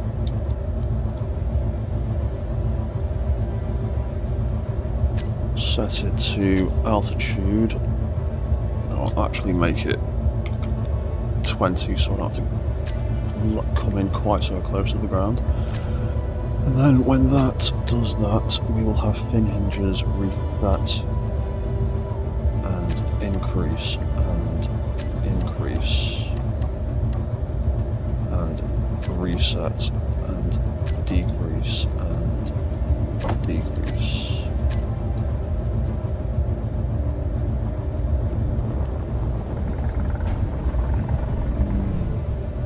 No, I think I did that the wrong way around. Yeah, I did set them up the wrong way around. You fool. All you've done is screwed up these poor hinges.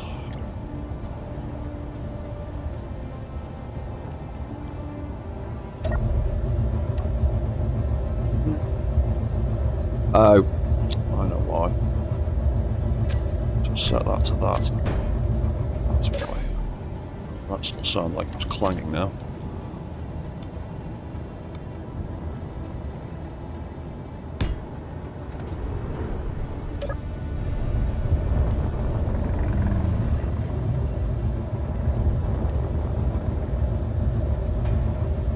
There is just a bit of scrub in there, isn't there?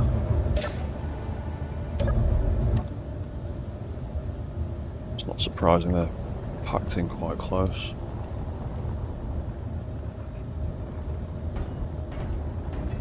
Ooh.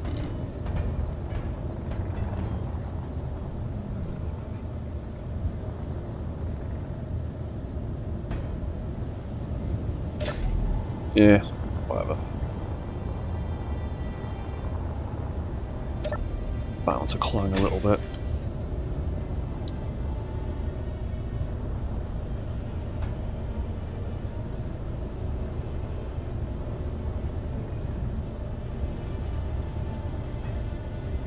Yeah, not too bad.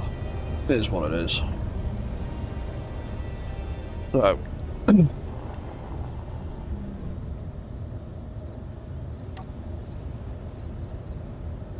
let's actually change that to 20 as well on here.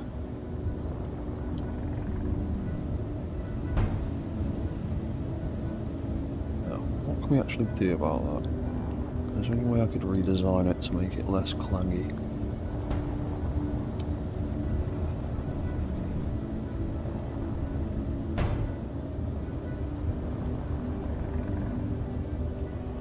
think there is really. Is it that's actually catching?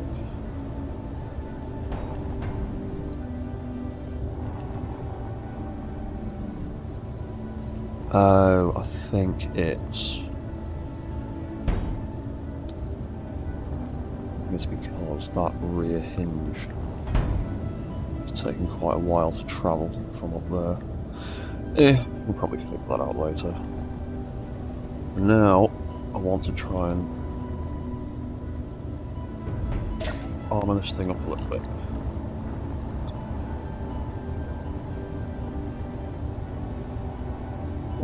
So what can we do to prettify it?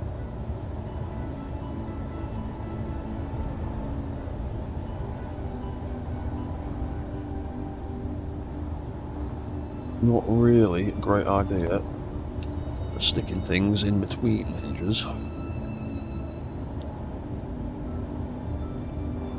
There are a few more parts we need to get in here.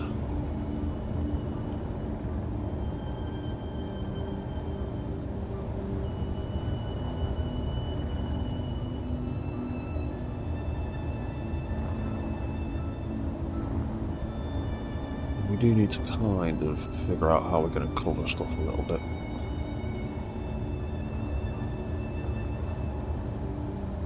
We do.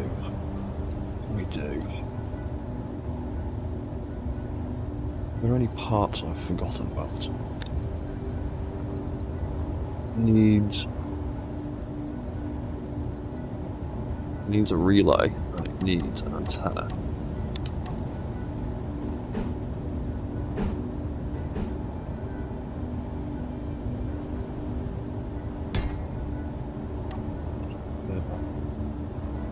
Antenna there for now.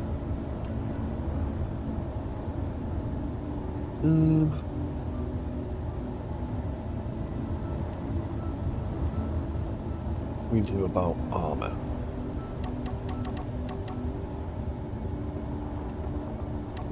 We would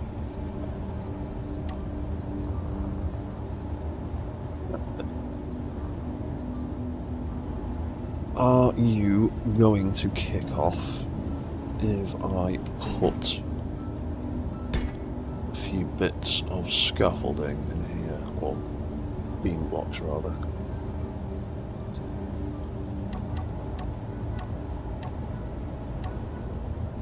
Scaffolding blocks are a little bit too hollow for what I want to do right now.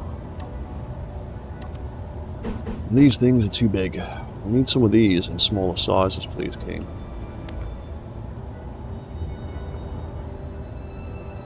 They look great.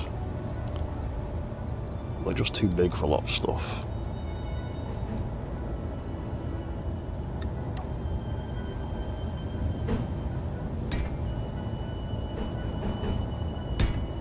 Just the pointy bit on the front for now. And then we can have... where's a regular beam block? There it is. Pull them across the back, like a little spine type thing.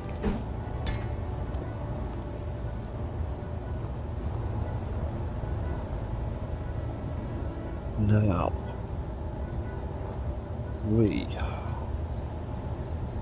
can we get away with using more armor plates to cover the side of this a little bit?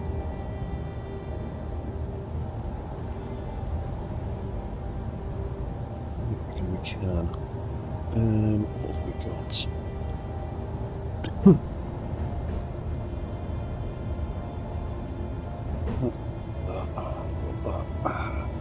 That's only a half block.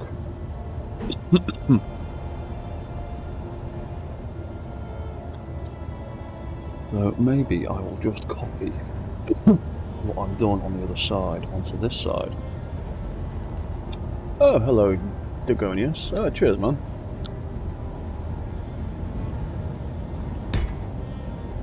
I'm glad somebody enjoys it as much as I do. So we do something like that. Yeah, because that's what I mean, that's pushing in a little bit too far.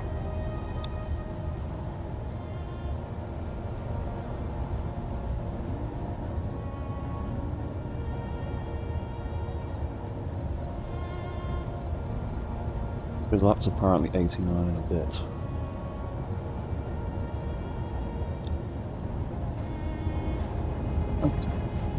Because I think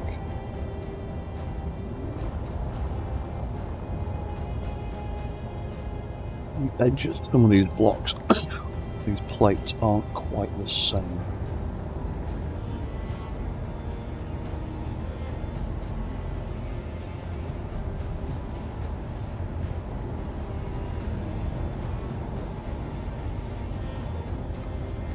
Yeah, there's a little bit of weird scrubbing going on in there.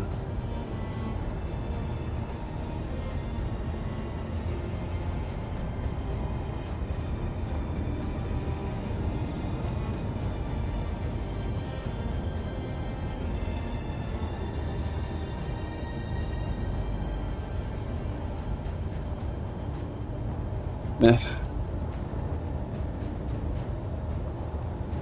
To be honest, it's going to be flying with its wings open most of the time anyway, so that's not a massive problem. What else could we do? These. What else could I do to cover them all?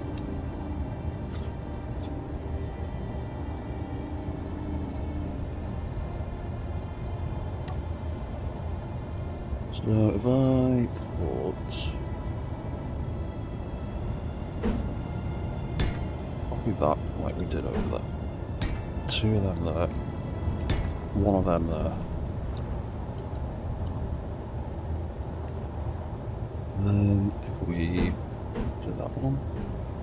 No, it's the other one.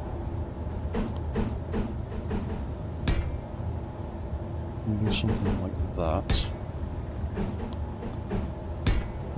Oh no, that's the wrong way. That's the one. Now I think trying to get something to fold into that gap perfectly is going to be taking the piss a little bit too much. And I don't think the game will be too happy about me doing that. Because it technically wants to be that shape. So I'll have one like that and one like that and see which one is least clangy. Yeah, that catches. That massively catches there, doesn't it?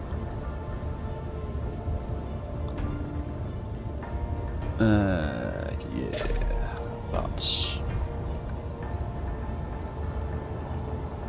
that side's not too bad. That side catches massively as it tries to fold in.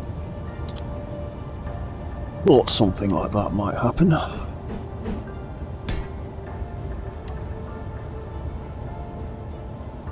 might need to fiddle around with more specific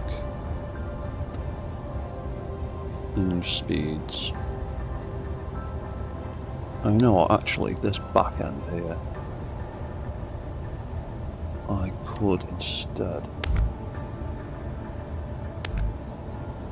do it like, where is it? Like that. And that, get that angle. It's kind of a nice angle with the other side of the flap. Do that. Chop that off. Watch that grid do weird things because of the way it's weighted for some reason. And then we can have, and was it? That one is, that's the one. That one. And not to that one. Or was it that one? I think it was. There you go. That and that.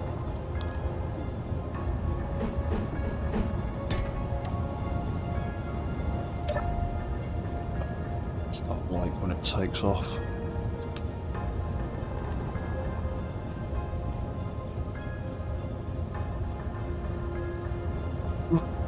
too bad.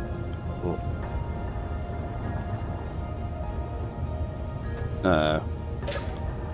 yeah, that then tries to get hooked under there.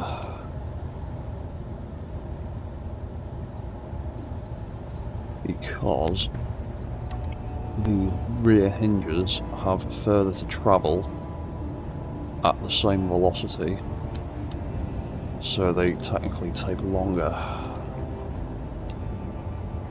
So when we come into land, I want the rear B hinges to move faster. That might work.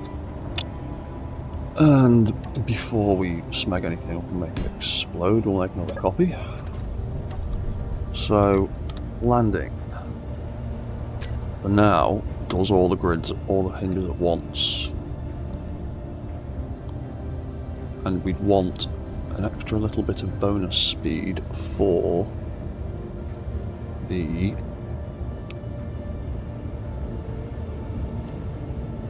B hinges at the rear.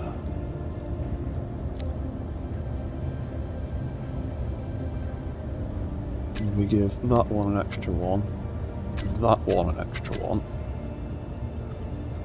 When we fly up, they all open at the same speed, and we drop in. There you go.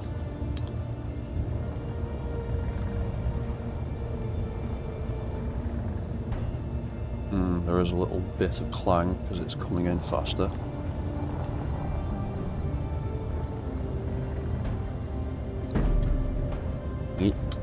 Yeah. Ah, yes, that'll be a result of landing too quickly.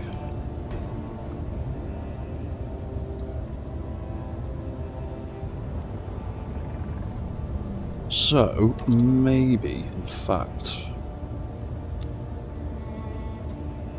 when it lands, we will make everything drop in a little bit slower, so it's not clanging as much. So fin hinges and fin hinges, will take one of them out on either side.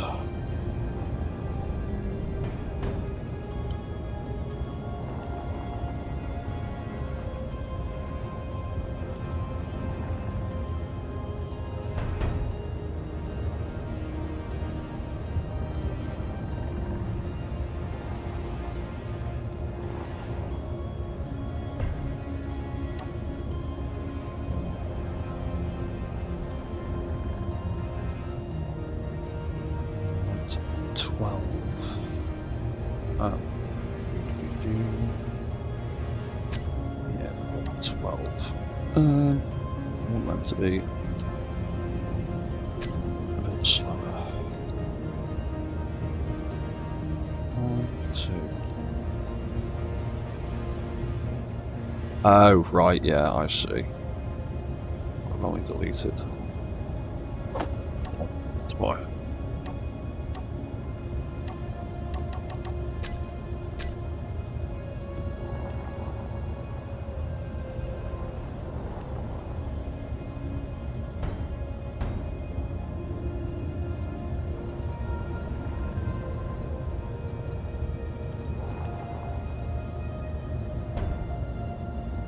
That seems it's a little bit slower, but it's a little less clangy. But when we take off, we have it actually open a little bit quicker. So it closed nice and slowly, and open nice and quickly.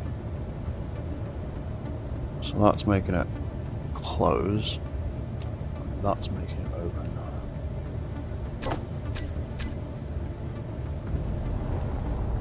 Open nice and sharpish. Close a bit slower to try and help with the clang.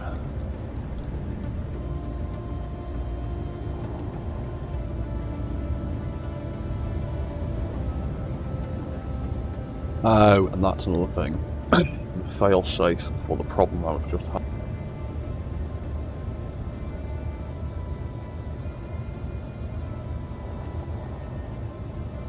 as you will have noticed,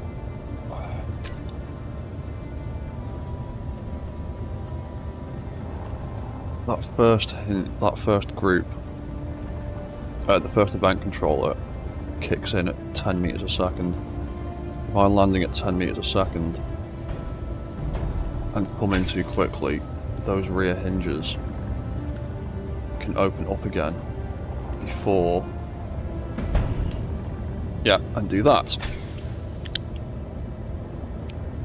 And then it clangs out and it causes problems. So what we need is failsafe to stop the controllers that are affecting the hinges according to speed when we come into land. So what we need is a little group for these. And when we drop below 20 meters, as you can see, slot 1 is when we get below 20 meters. We want to turn off that group. That way, those event controllers won't work below 20 meters, hopefully. And when we get back above it, we want them to turn back on again. But hopefully, when I come into land at high speed,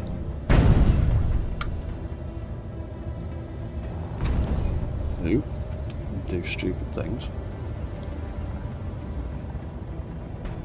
Ooh.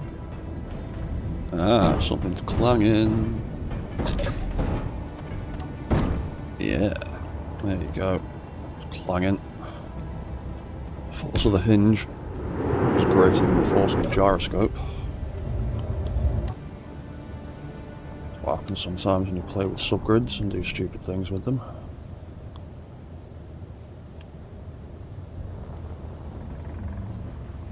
Up. There we go.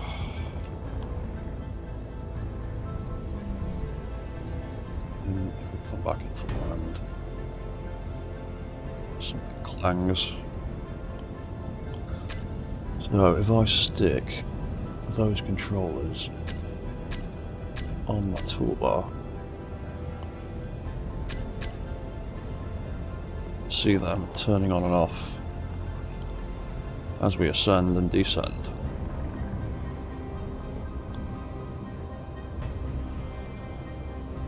That way we won't have any conflict with them.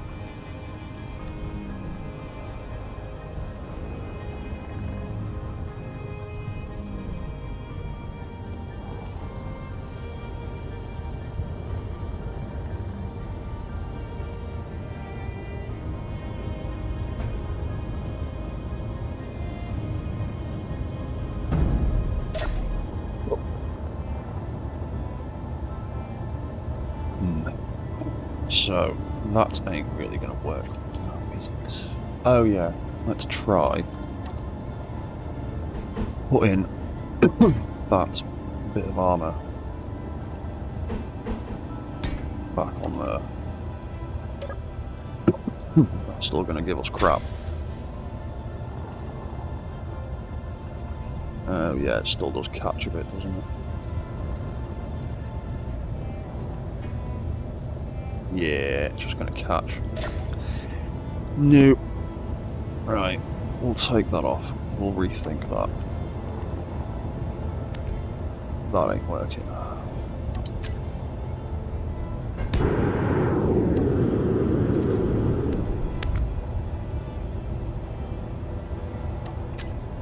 Start again. I'm going to risk chopping things off. That's my mistake. Okay, so that ain't really going to work. What if we just do something simple for now?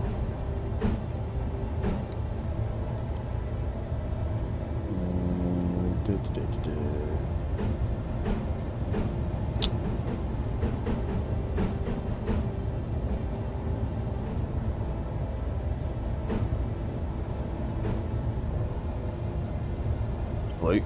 We could go with a regular old triangle. Regular triangle there. A regular triangle there. Then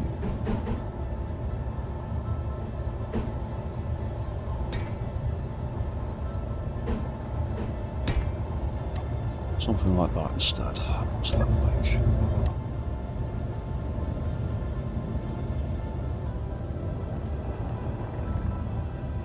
Yeah, that doesn't look too bad.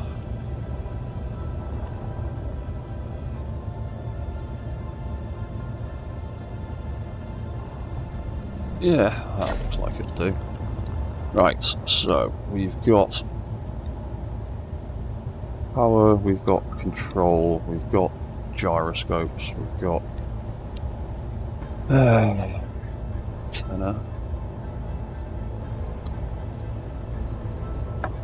We need a relay, still need a little bit of armour to cover some of this stuff if possible.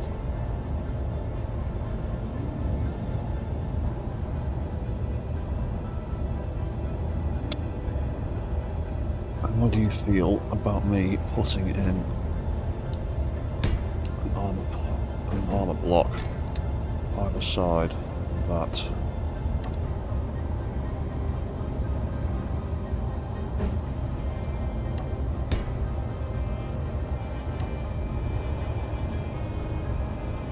Oop. Why am I again just start lagging horribly? Let's get rid of some of these. All those extra subgrids might be helping.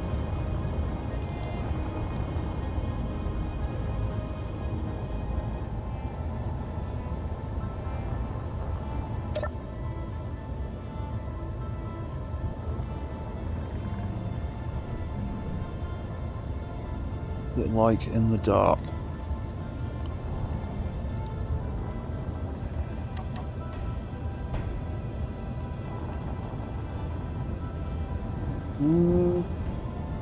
Can't see any sparks. A good sign. There's a little bit of scrubbing on the blocks, but the hinges aren't getting stressed out. Cool.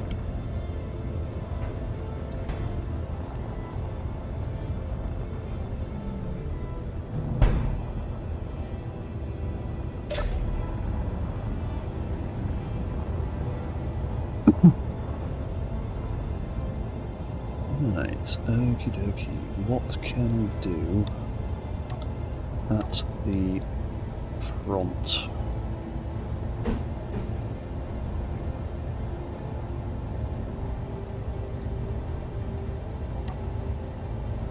It's an option.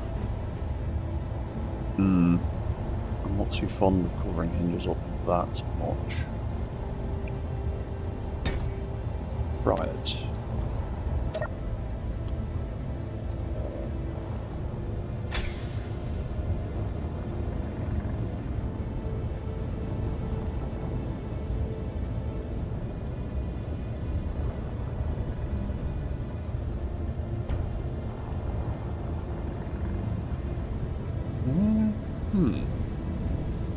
Alright for now.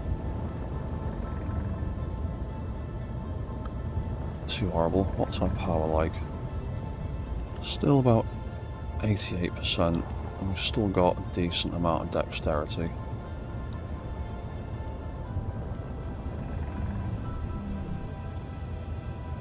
And a whole bunch of that weight is just this stupid thing that I've built onto it, so that shouldn't be too bad.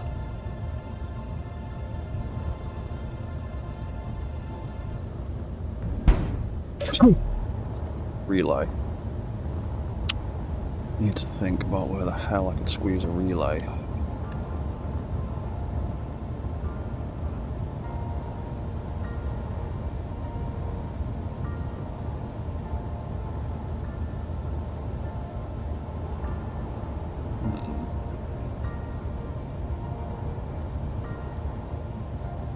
Could actually potentially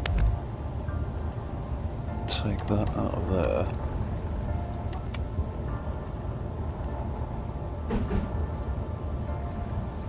Camera maybe.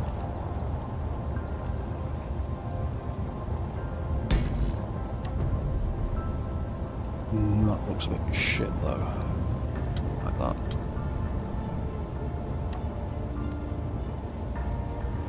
Prefer it the other way. Where can I pop a relay? On this tiny little thing.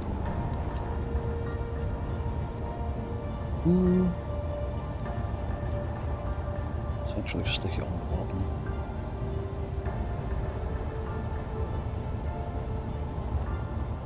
Though I don't really want anything sticking past the thrusters. And my other option is... The only other option really is just to plop it right there. That's about all I can do with it, I think.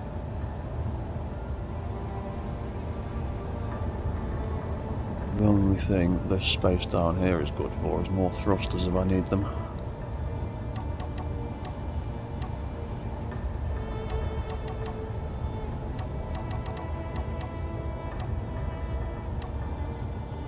Now we've got this unfortunate space here that looks crap. We could just fill it in like that.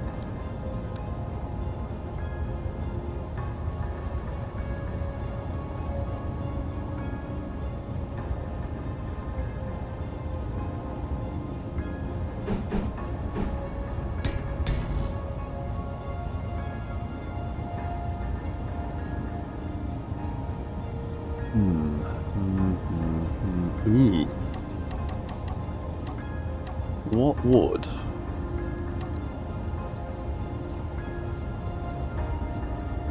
course you're gonna give me shit, aren't you?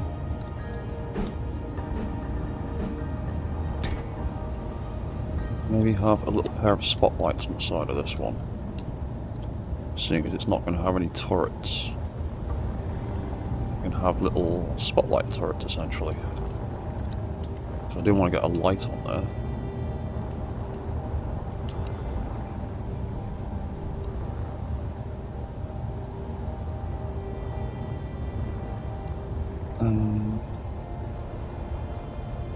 Oh yeah, I need to turn that battery off, don't I?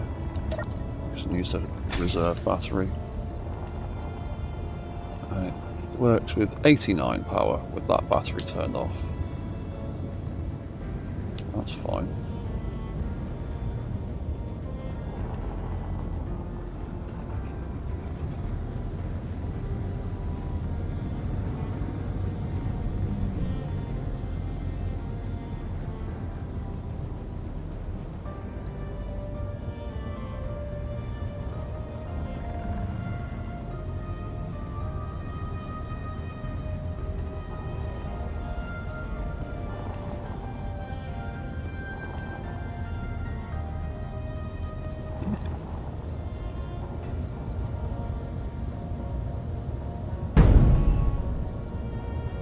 Awfully loud noise when that lands.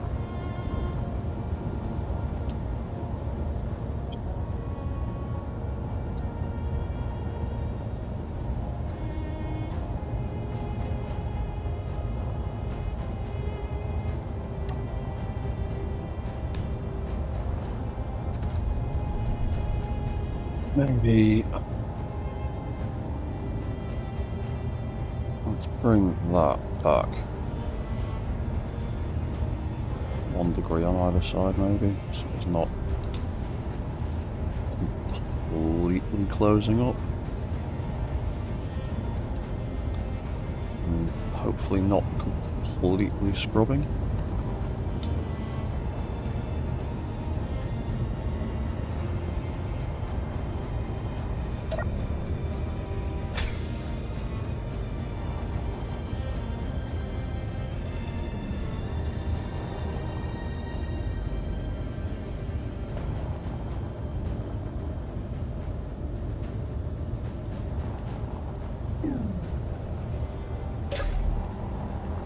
actually could maybe even have it deliberately not close off all the way. So it's got like a little gap here along the edge, like a little seam.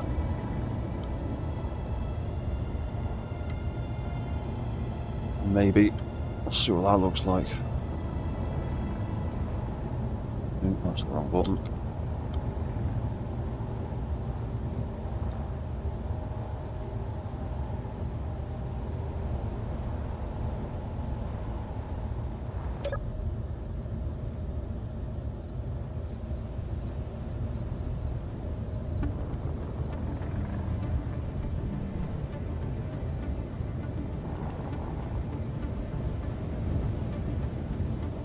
That's, yeah, it's definitely that top set hinge is slamming. Oop, that was close.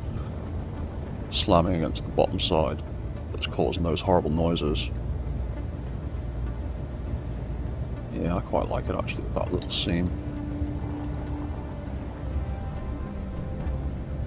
Yeah. Oh, hello, Insanity Play. Cheers, man. How do you get the wings to fold out? Easy. Vent controllers. There are, for now, there are 4 vent controllers tucked underneath the main body, and each one of them is set up to kick in and respond to grid speed changes. So I've got one set to 10 meters a second, one set to 20, 130, 140, and when they go above and below those speeds, they adjust the velocities on the various hinges. So when it goes above 10 meters a second, that first set fold in. When we go over 20, the second set. When we hit 30, third set, and 40, the fourth set.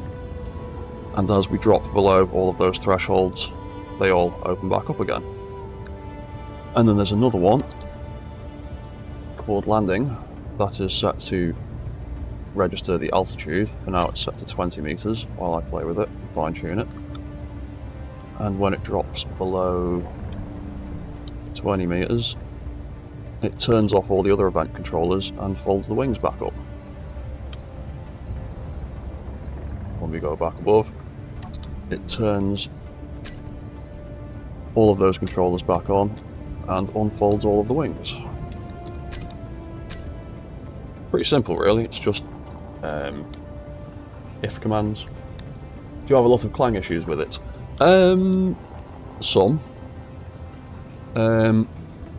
Though I was having a few clang issues with the armour plates scrubbing and the hinges, which is why it now, when it comes into land, has a little gap along the sides between the top and bottom set of hinges, because they were slamming into each other and clanging. But that's the kind of thing you've just got to work out as you go and test constantly as you do bits, because some things will explode occasionally and you'll have no understanding of why.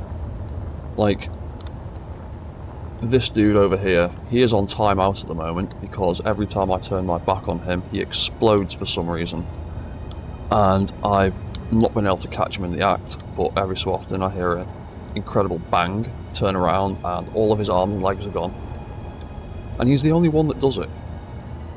All the others are fine, but for some reason he likes to explode every so often, so he is staying there until I can be asked to figure it out. But yeah, clang is something that you have to think about and occasionally have to just resign yourself to the fact that your idea is not going to work because of clang. But so far this has been going. The bigger walkers, these guys, or the massive dude. Where's the massive dude? I've got some of these, that I've been working on. These Starship Troopers Arachnid-inspired things that are set up as AI drones, so they can follow you around, and they can follow patrol routes like all the other dudes. And then I've got the dog bots that are loosely based on like the Boston Dynamics style of quadruped thing. And then we've got some drone walkers. And I've been working on some manual control versions of the drone walkers that I'm going to publish soon. No, there's no script, no mods. There are no script or mods in this save game. It is 100% vanilla. It is literally all just event controllers. Lots and lots and lots of event controllers that control the legs and the walk cycles and all sorts of stuff. There's a lot of the things you can do with a script to control things you can do with event controllers now, if you have a little think about it. Like this dude. This dude right here is 100% vanilla. There is not a single script or mod in this build. And he is set up to patrol around. I don't have blueprints for them available yet because I'm still tinkering with them. They are not quite finished. But when they are finished, they will be going up on my Steam and Mod.io pages.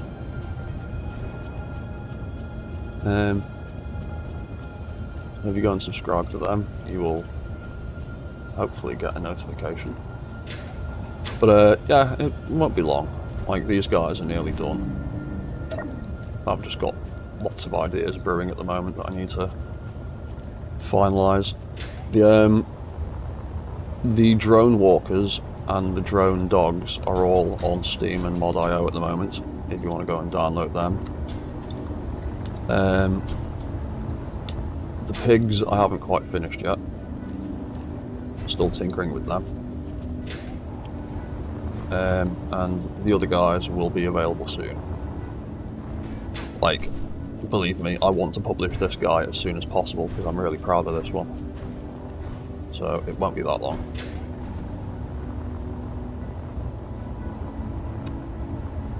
Right.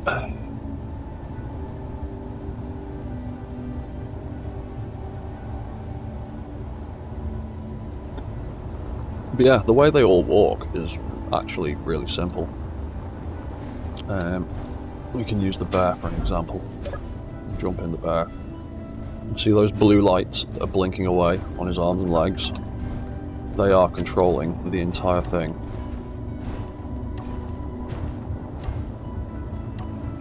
If I turn him off, got a bunch of leg controllers, and there's a pair of 3 in this build for each leg. And the first one is activated by that light, which is that little blue light there, turning on and off. And when that turns on and off, it reverses the rotor in the shoulder of the hinge, and it turns off the second light, and the second light controls the elbow section of the leg, and that reverses the hinges in its elbow. So we've got leg light 01, does that.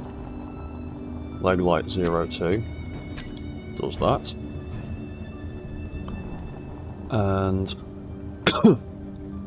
there is a third event controller that returns this, basically it makes the arm move back into its default position when the arm fully extends.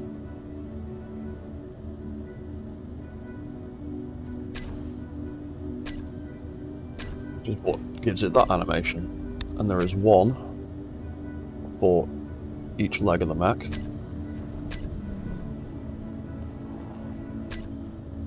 And then there is a set of timers. The first timer turns on the lights on the legs and puts them into a walking position, and then it starts the walk cycle controls, and the walk cycle controls are controlled by a rotor. That rotor spins, and as that rotor spins, there is a set of event controllers looking at it, and when it gets to 10 degrees and 190 degrees, it triggers this timer here, which makes all the legs move at the same time. And so the walk start timer, when it is turned on,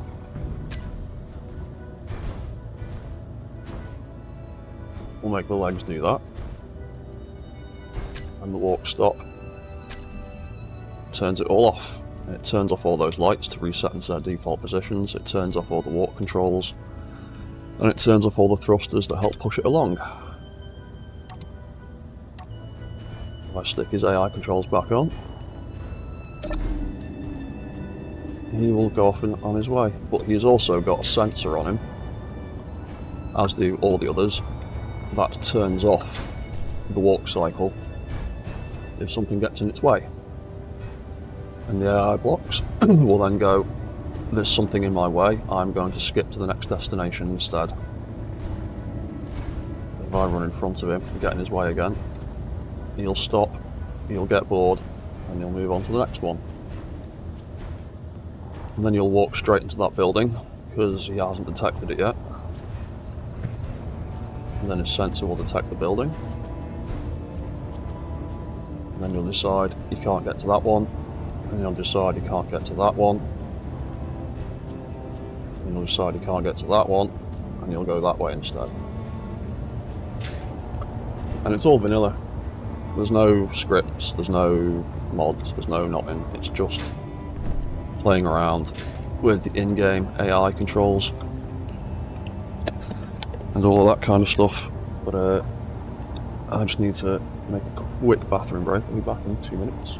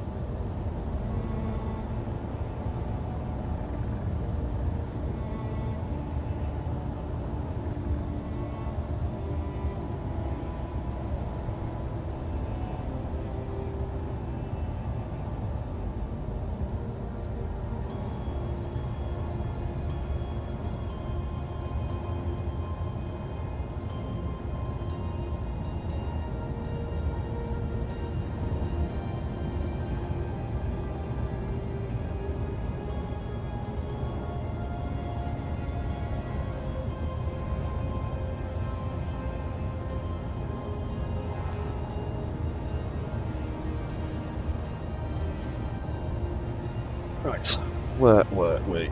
We were playing with this thing. No, let's take off again. I'm actually going to up, down a bit. Now,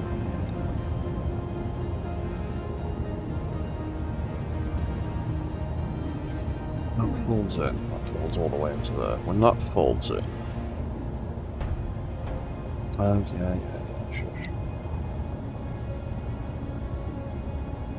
that. What was that? That's the task block. I might remove that and adjust its orientation a little bit so you don't see that bit sticking out.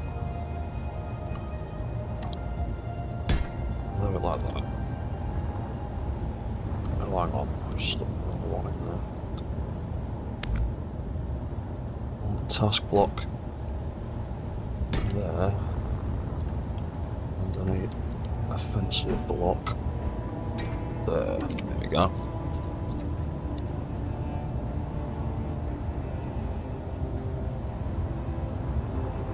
Now, when that is folded up,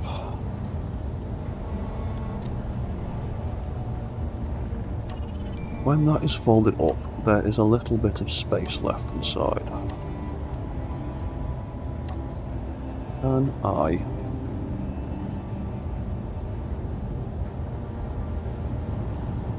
squeeze a light in there without it getting upset?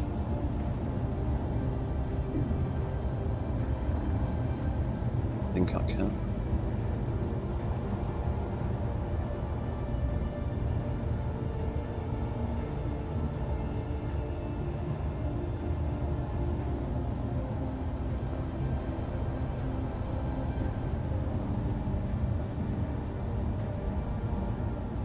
Potentially put a bit of arm around the front of that.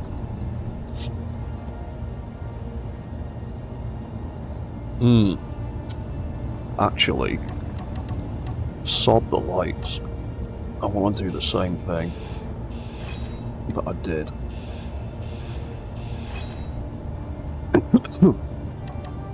with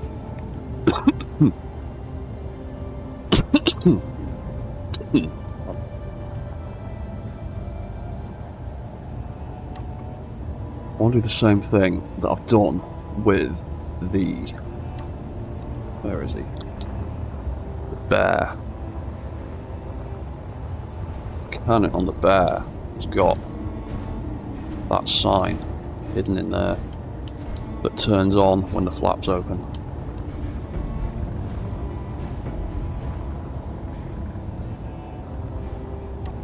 Really need to sort those pigs out, they keep getting stuck on stuff.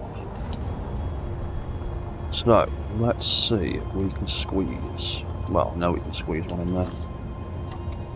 Let's put a hollow LCD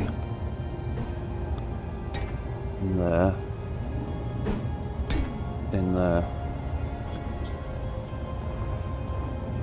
do one there, and one there.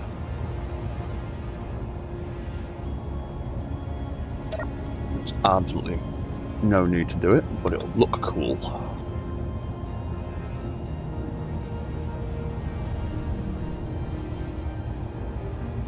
What's the point of building robots if you don't make them look cool? So we'll have text and images, and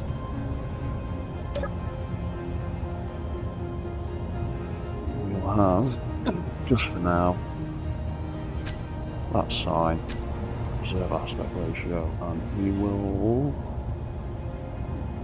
rip it around that way. Call that light sign for now, so I'm going to have it turn on and off as it gets above and below that landing threshold, so that can be FL01.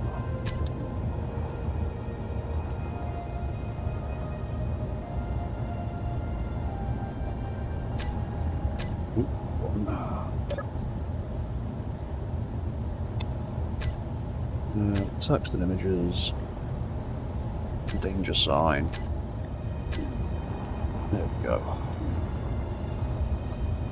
We'll rename it. We did not. There we go.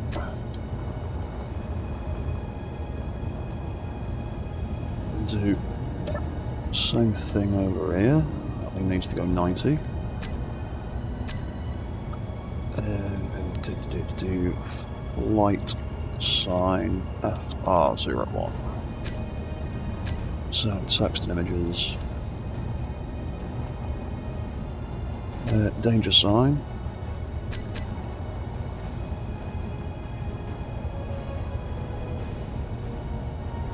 Copy all of that.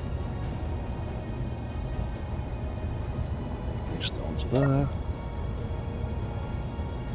02. Text and images. Do. Danger. Right. So now, times, we'll make a little group for that for now.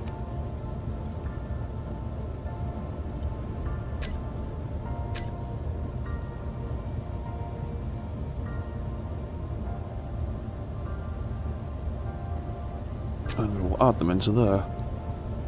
So when we get below 15, we want those signs to turn off. When we get above, we want them to turn back on again.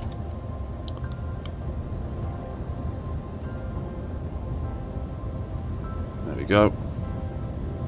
They all turn off. And as we fly up, they all turn on. There's no point in doing that, but it looks interesting.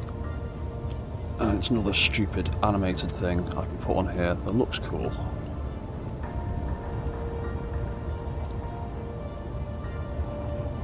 Yeah, Ruby.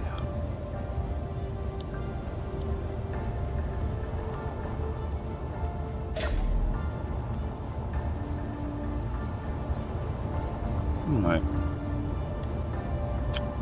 Let's try and armour up the side of this a little bit, and then I want to try and do some AI testing with it. See how well it flies about and follows commands. So we can put a little one of them there.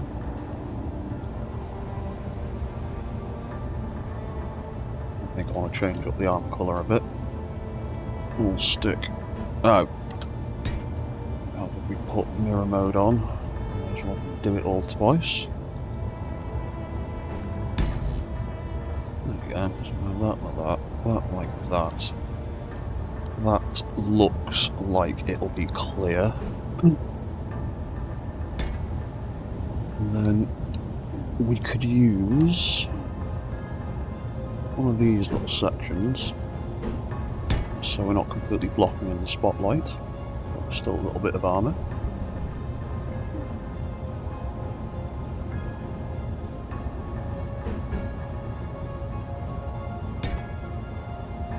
Do the same thing there for that one.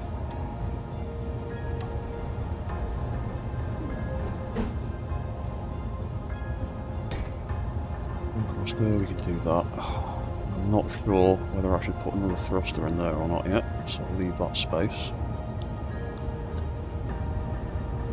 Yeah, we took that off with that, didn't we? You know, I'll just stay like that for now, who cares? And we've got a weird shape at the back. That's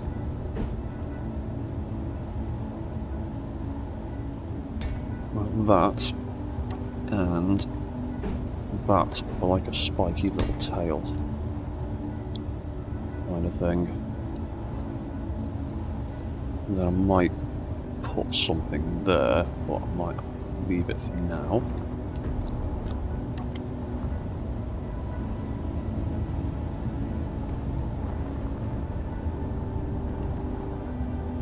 Let's make a copy of that, just in case. Let's cut all of this gubbins off the bottom.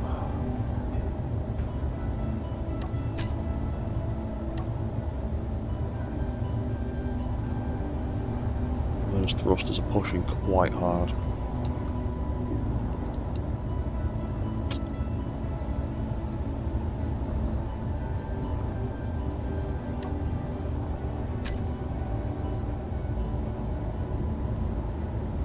Still using 89% power though. That's always good. Let's lock onto you. Let's control you again.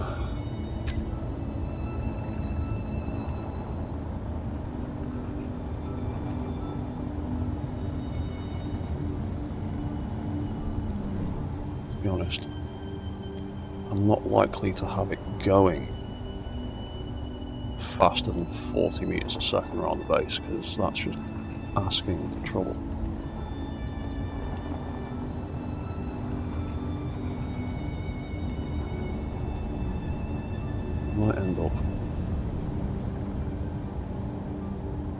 Might actually reduce the speeds on some of these event controllers.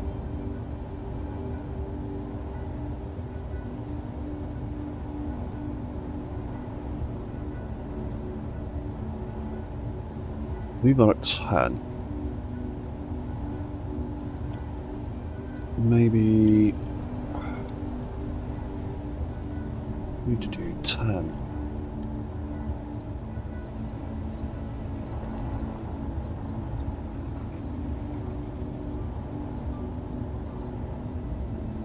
Actually, let's do 7.5 and 15, and then it'd be 22.5 and 30.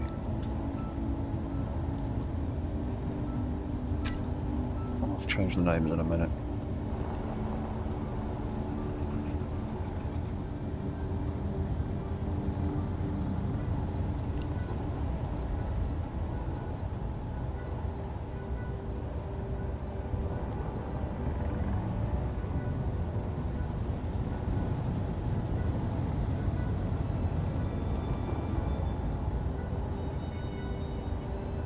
Then again, I don't want it always flying around with all its wings folded up. You know what? Might actually scrap that idea. Just put them back to 10s.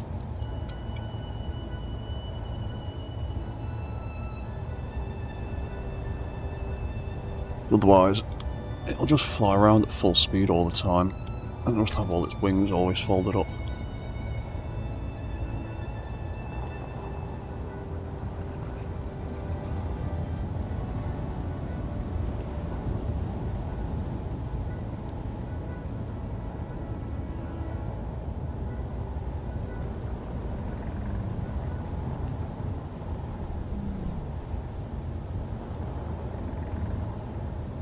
Yeah, that's quite slow at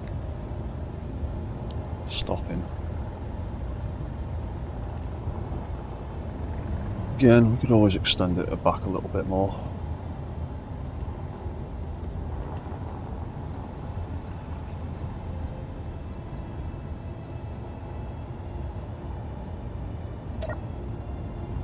Again, more weight's going to end up eventually needing another gyroscope.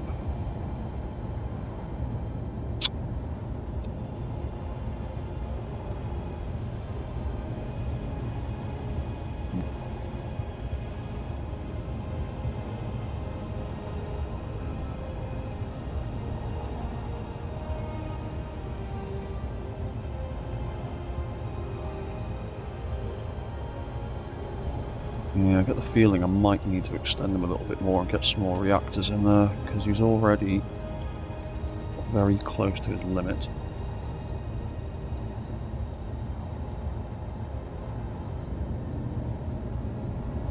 I'd like him to be a little bit more responsive, so what is going to happen if I stick another thruster under here?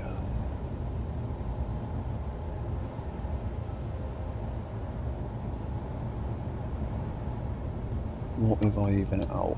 Oop, don't want that one.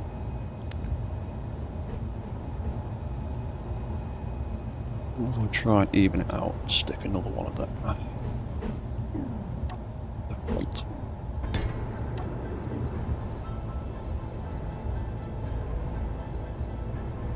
What is that like, power-wise? 94. Ooh, that is quite close, isn't it?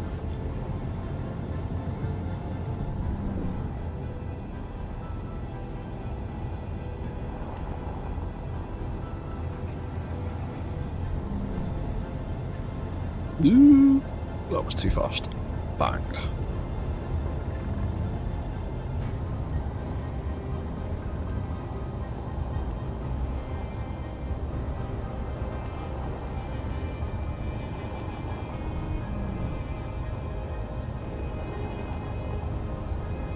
Yeah,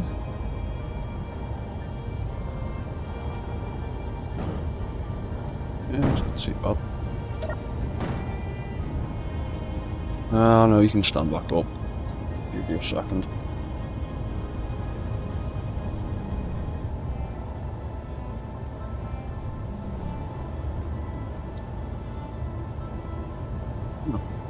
Okay, let's see your AI controls are like then. Oh bollocks, I put a recorder block in there. Oh, where's the AI?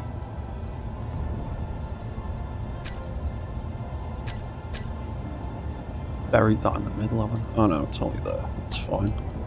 That's supposed to be a move block, not a recorder block. Recorder block is no good to me. There we go. Front.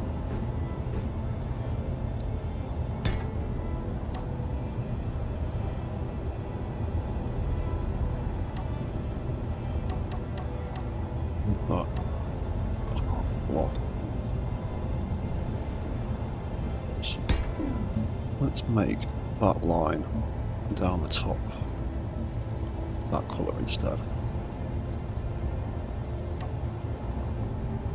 Cool, right. So, AI block, AI task. We will not show that. We will rename that to AI unit guard. Have it follow the player. I'll have it follow me at a range of 10 meters for now. AI on. AI unit movement. So it's consistent with all my other stuff. Collision avoidance off because it causes problems. Minimum altitude can be as low as you like. Actually, we don't want him to touch the floor really for now. Make it 10. Top speed limit 50, so that we can see all these things in action. Max pitch can be 10 either side.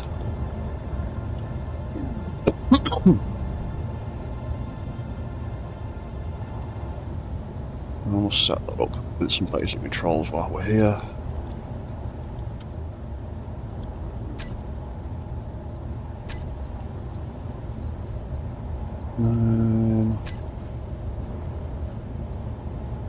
Stay at range, why not?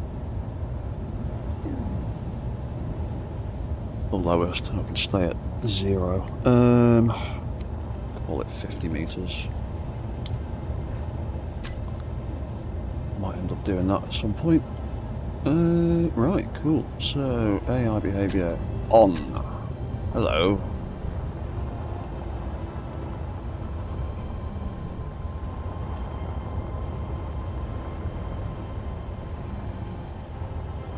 Go.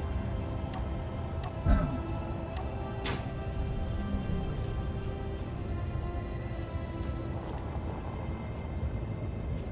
you go, his wings fold up nicely when he gets too low to the ground. I'll actually change that. Landing, let's make that lower. Let's make it 10 meters. Let's make his limit 5 meters. That way you can come in a little bit closer. Oh, hello, Malcontender. Cheers, man. Yeah, we do a runner. And just float along like that. If we fly up into the air, his wings will all open up. Tries to as he ascends.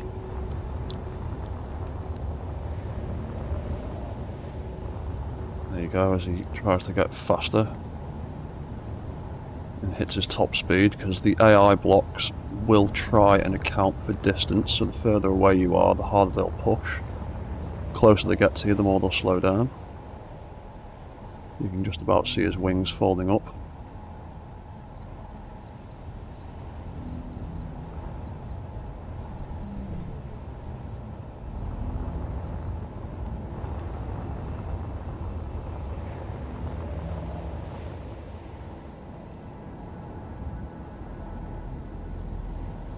As he slows down to get towards me, they all open back up again. Cool.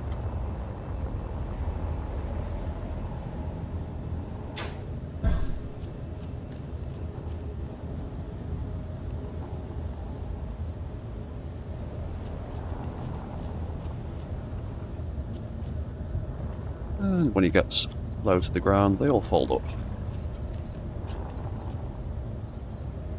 So we could even try and get him to fly lower. Let's have him fly. Minimum altitude 5 meters. Let's have him fly 2.5 meters above the ground. See what it's like.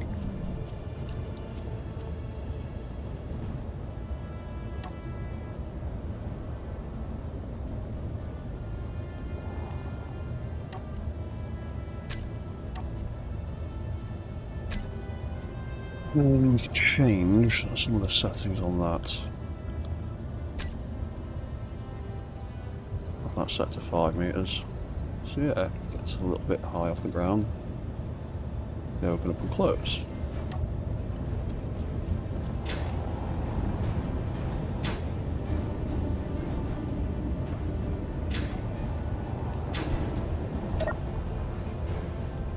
We can jump in the bear and he can follow us around.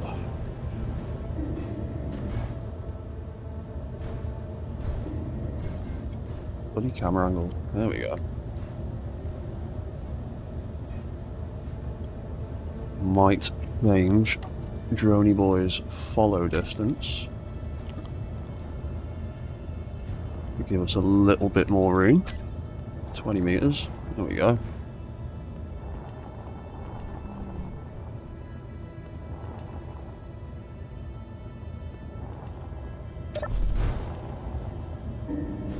Cheers for the ride, bear. Cheers for the energy.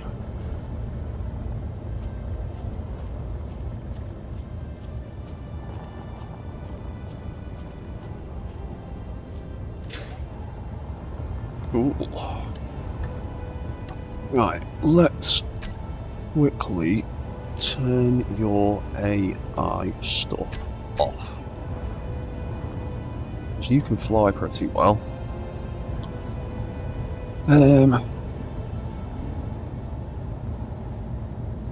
I'll cover this up.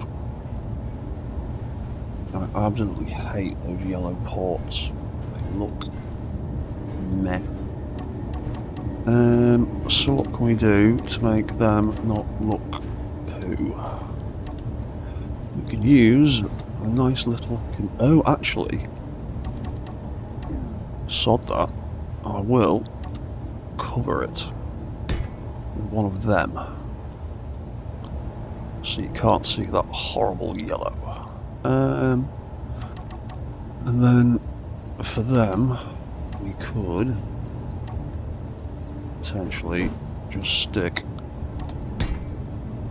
that either side. Conveyor caps, yeah man, conveyor caps are good, but if I've got like a 2-block space, I hate seeing conveyor ports.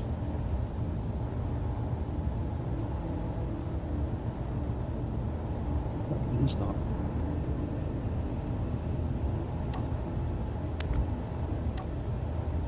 Oh yeah, that's that. Ah, I know what I can do. Cut that out. Because I need a 4-way connection, but I don't want to see that horrible yellow bit. We can use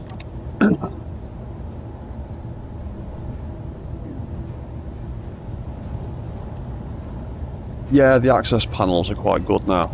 They do look cool. I just wish they were functional. I really wish they were functional. Yeah, I would use an armoured conveyor there.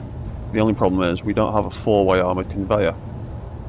We've got a T-block, a corner block, and a straight block. We don't have a 4-way. It really annoys me. But the other thing, you are exactly right. You are bang on the money. That is exactly what I was going to do. Because the new fan air vents look quite nice.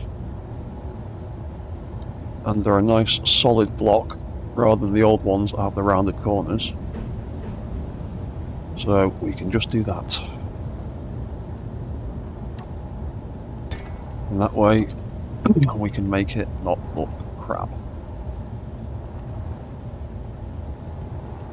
And I like to have a blue light instead of a yellow light, so I'll just stick that on depressurized, because why not? But yeah, back to the access panels. They are really cool. I just wish they were functional. Like, some buttons, an access, like an actual access panel, like the button access panel. Something like that inside these would be very nice. I wish Keen would do that. So let's put that thruster back that we chopped off before.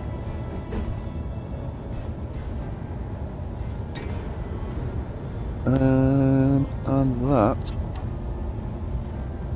yeah, do. Oh yeah, now this bit here sticks out like a sore thumb. So we can use the new weird shaped armor blocks. Maybe? Oh no, cause it's still got that side, hasn't it? Oh yes, at the front we used the triangle blocks, or the half triangle blocks, didn't we? That'll have to do for now. It's a little less crap.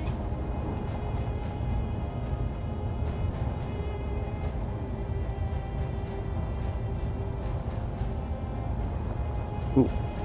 Right. Have a look at them searchlights. That's the left one. That's the right one.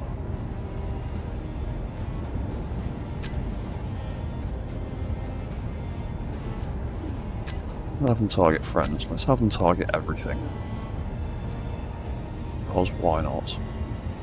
Aiming radius. Stick that on max, because why not? Yeah. I need to come up with a name for this thing eventually. Tag everything appropriately. I'm not going to bother renaming any of that stuff. Dude, not yet anyway.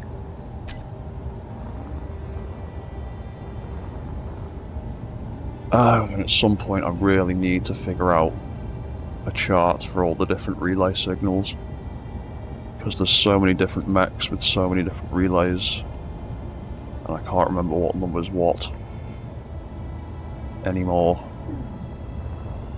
Getting confusing.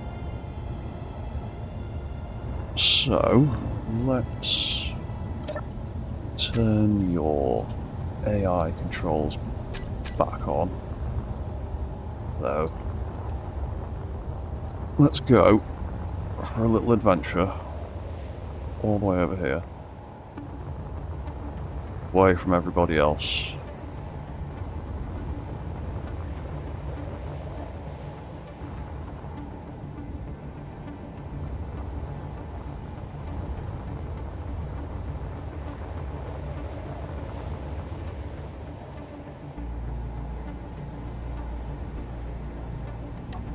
Actually, turn your max speed up a bit. Let's see what happens if we let you go 70 meters a second. Oh, hello, angry drunk person.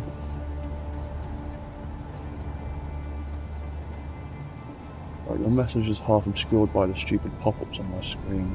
Give me a second. Ah, there we go, I can see what you're saying now. Is it like one of those drones that turn around for attack mode? Kind of.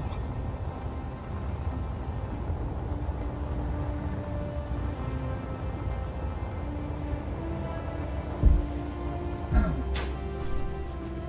the moment, he's just got lots of flaps that are grid speed controlled and altitude controlled. Make all his flaps open and close. So far, he's not been clanging. I just want to take him right away from everybody else so I can do a little bit of weapon testing without upsetting the entire base. And AI offensive blocks have a surprisingly long range compared to weapons and various other things. Right, so we've got you, and we've got you.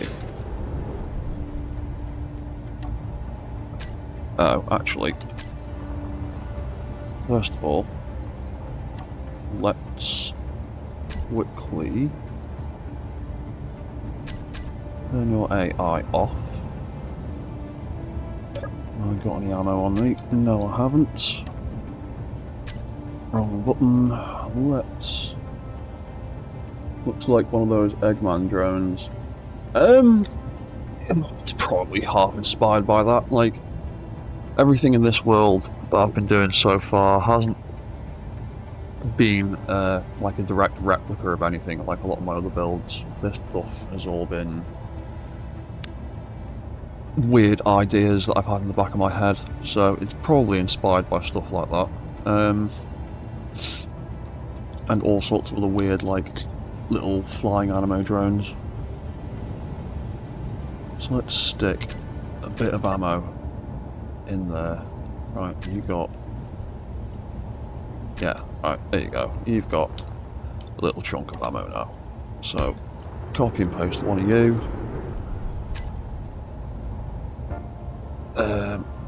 That was the wrong thing. Not hidden anything, have I? No. Right, let's make that one a bad guy. Let's see what happens. Oh. Beck all happened, the AI's turned off.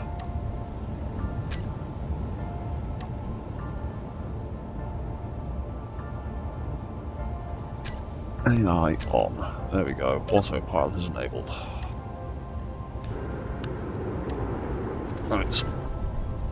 Let's make one of you a bad guy this time. See what happens.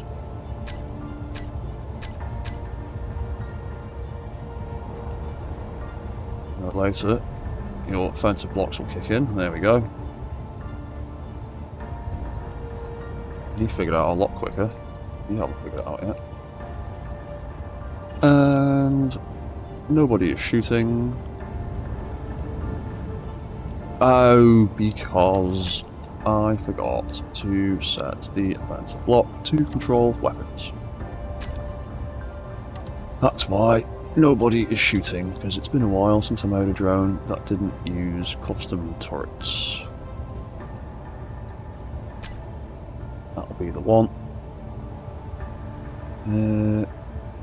Let's actually bring that in a bit. Let's make it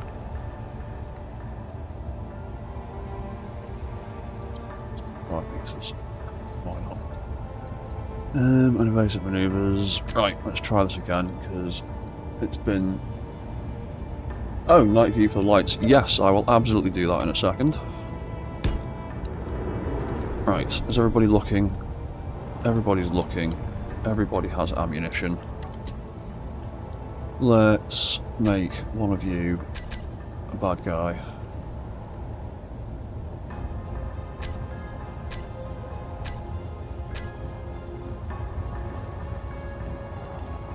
And turn the lights out.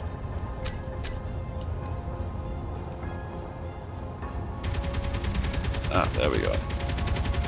Is somebody shooting you, mate? Do you want to figure it out?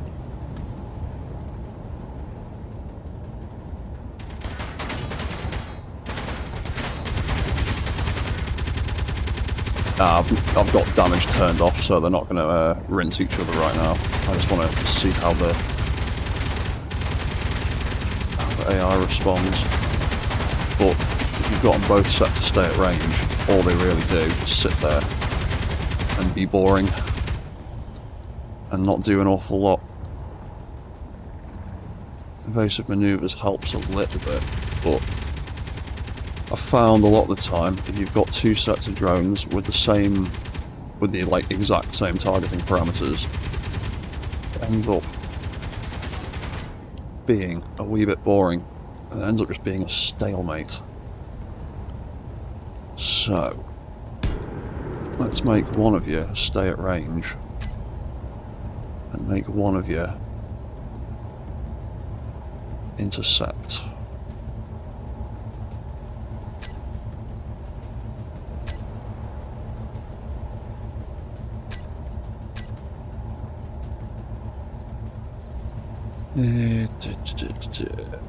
And then we'll try it like that. Can't remember which one I chose, so it'll be kind of potluck.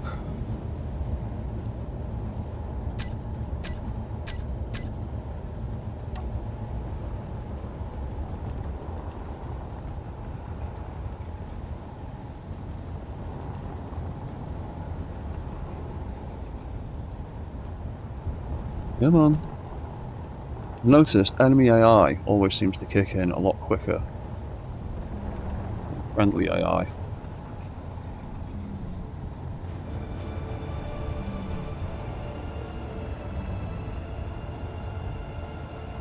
Oh, it does. Why are your guns not working? Why you no shoot? I forget to set your guns up. I'm sure I already did that.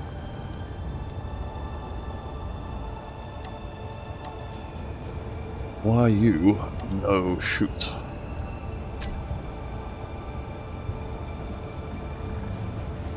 Your guns are set up. Attacking drone. You have ammunition.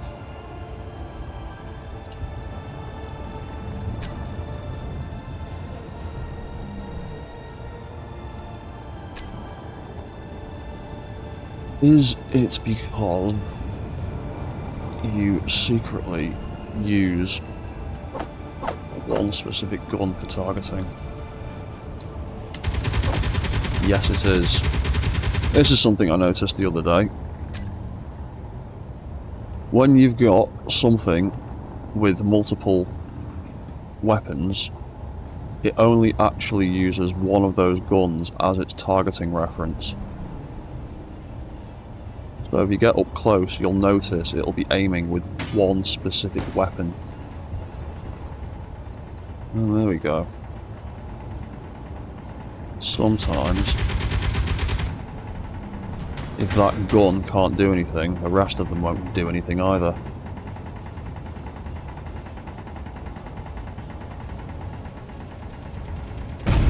Oh, the rest of the base is noticed. There's rockets incoming. Yeah, this is why I was trying to do it all the way over there, but we seem to have drifted over here. Because now, the rocket drones are getting involved. And the assault drones.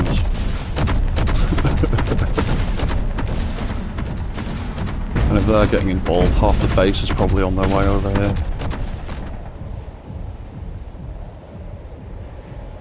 Yeah, I was wondering why my game was getting really super laggy all of a sudden.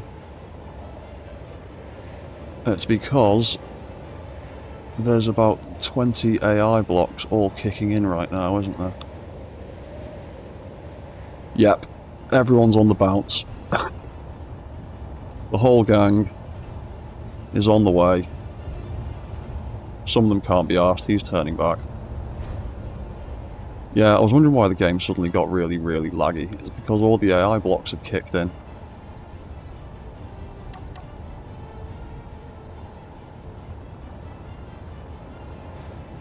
Oh, you're not arsed, are you? Everyone else is.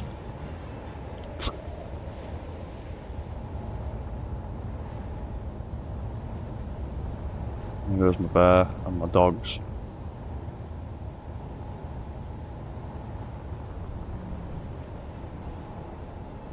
Oh, he's interested. They'll all take their sweet time getting over there. Right. That's been about 3.5 hours, so I'm going to call that quits there.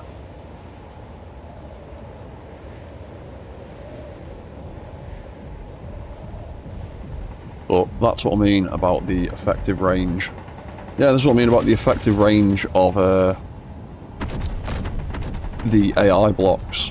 I am nearly 3 kilometers away from my base, and these guys picked him up from that far away, even though the weapons have only got like an 800 meter range, and the turret controllers have only got like an I think the guns have got 600 meter range and the turrets have an 800 meter range, but the AI blocks themselves can detect things like 3 kilometers away apparently. So apparently, if I want to do any weapons testing, I have to do it in that valley over there.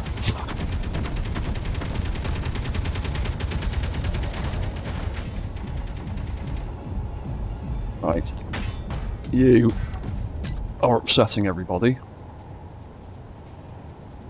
And now that he's gone, everybody will return to their posts.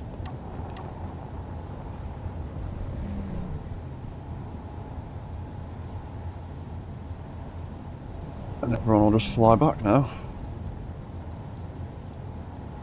He's following me.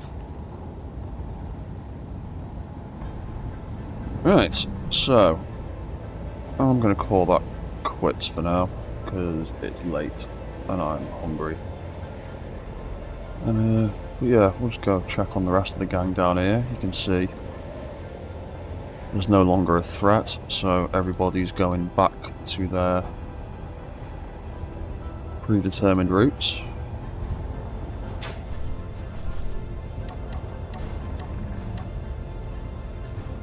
Go for a ride in the bear. You can see the little air unit coming back in. And we've got our new weird little drone that I have no idea what to call right now.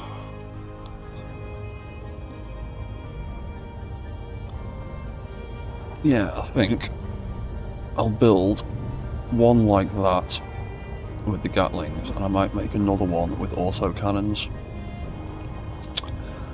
Because if I try and put assault cannons on something that small, the recoil will send it spiraling out of control. Oh, there go the drones. Oh, there's the third one.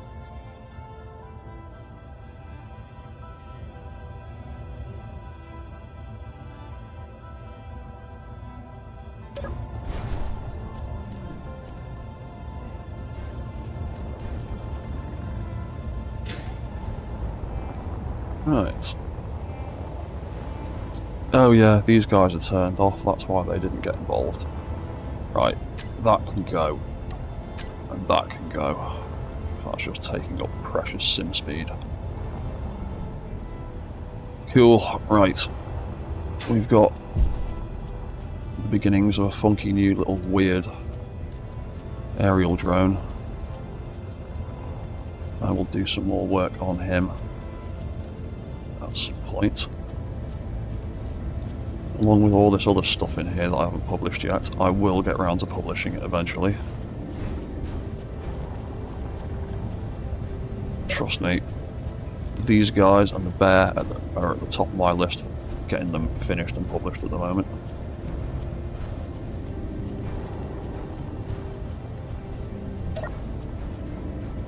And I need to make some patrol routes for these guys for the base as well, so they can walk around.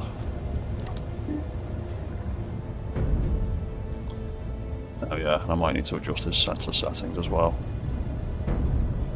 Because he's just barged that thing out of the way.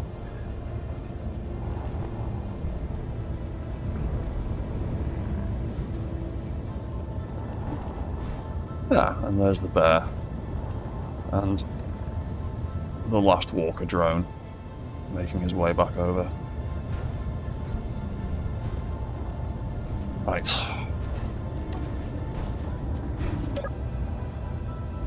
Cool, right, so I'm gonna leave that there for now. So, cheers for watching, cheers for chatting, and I will see you all next time. So, goodbye for now. Cheers, guys.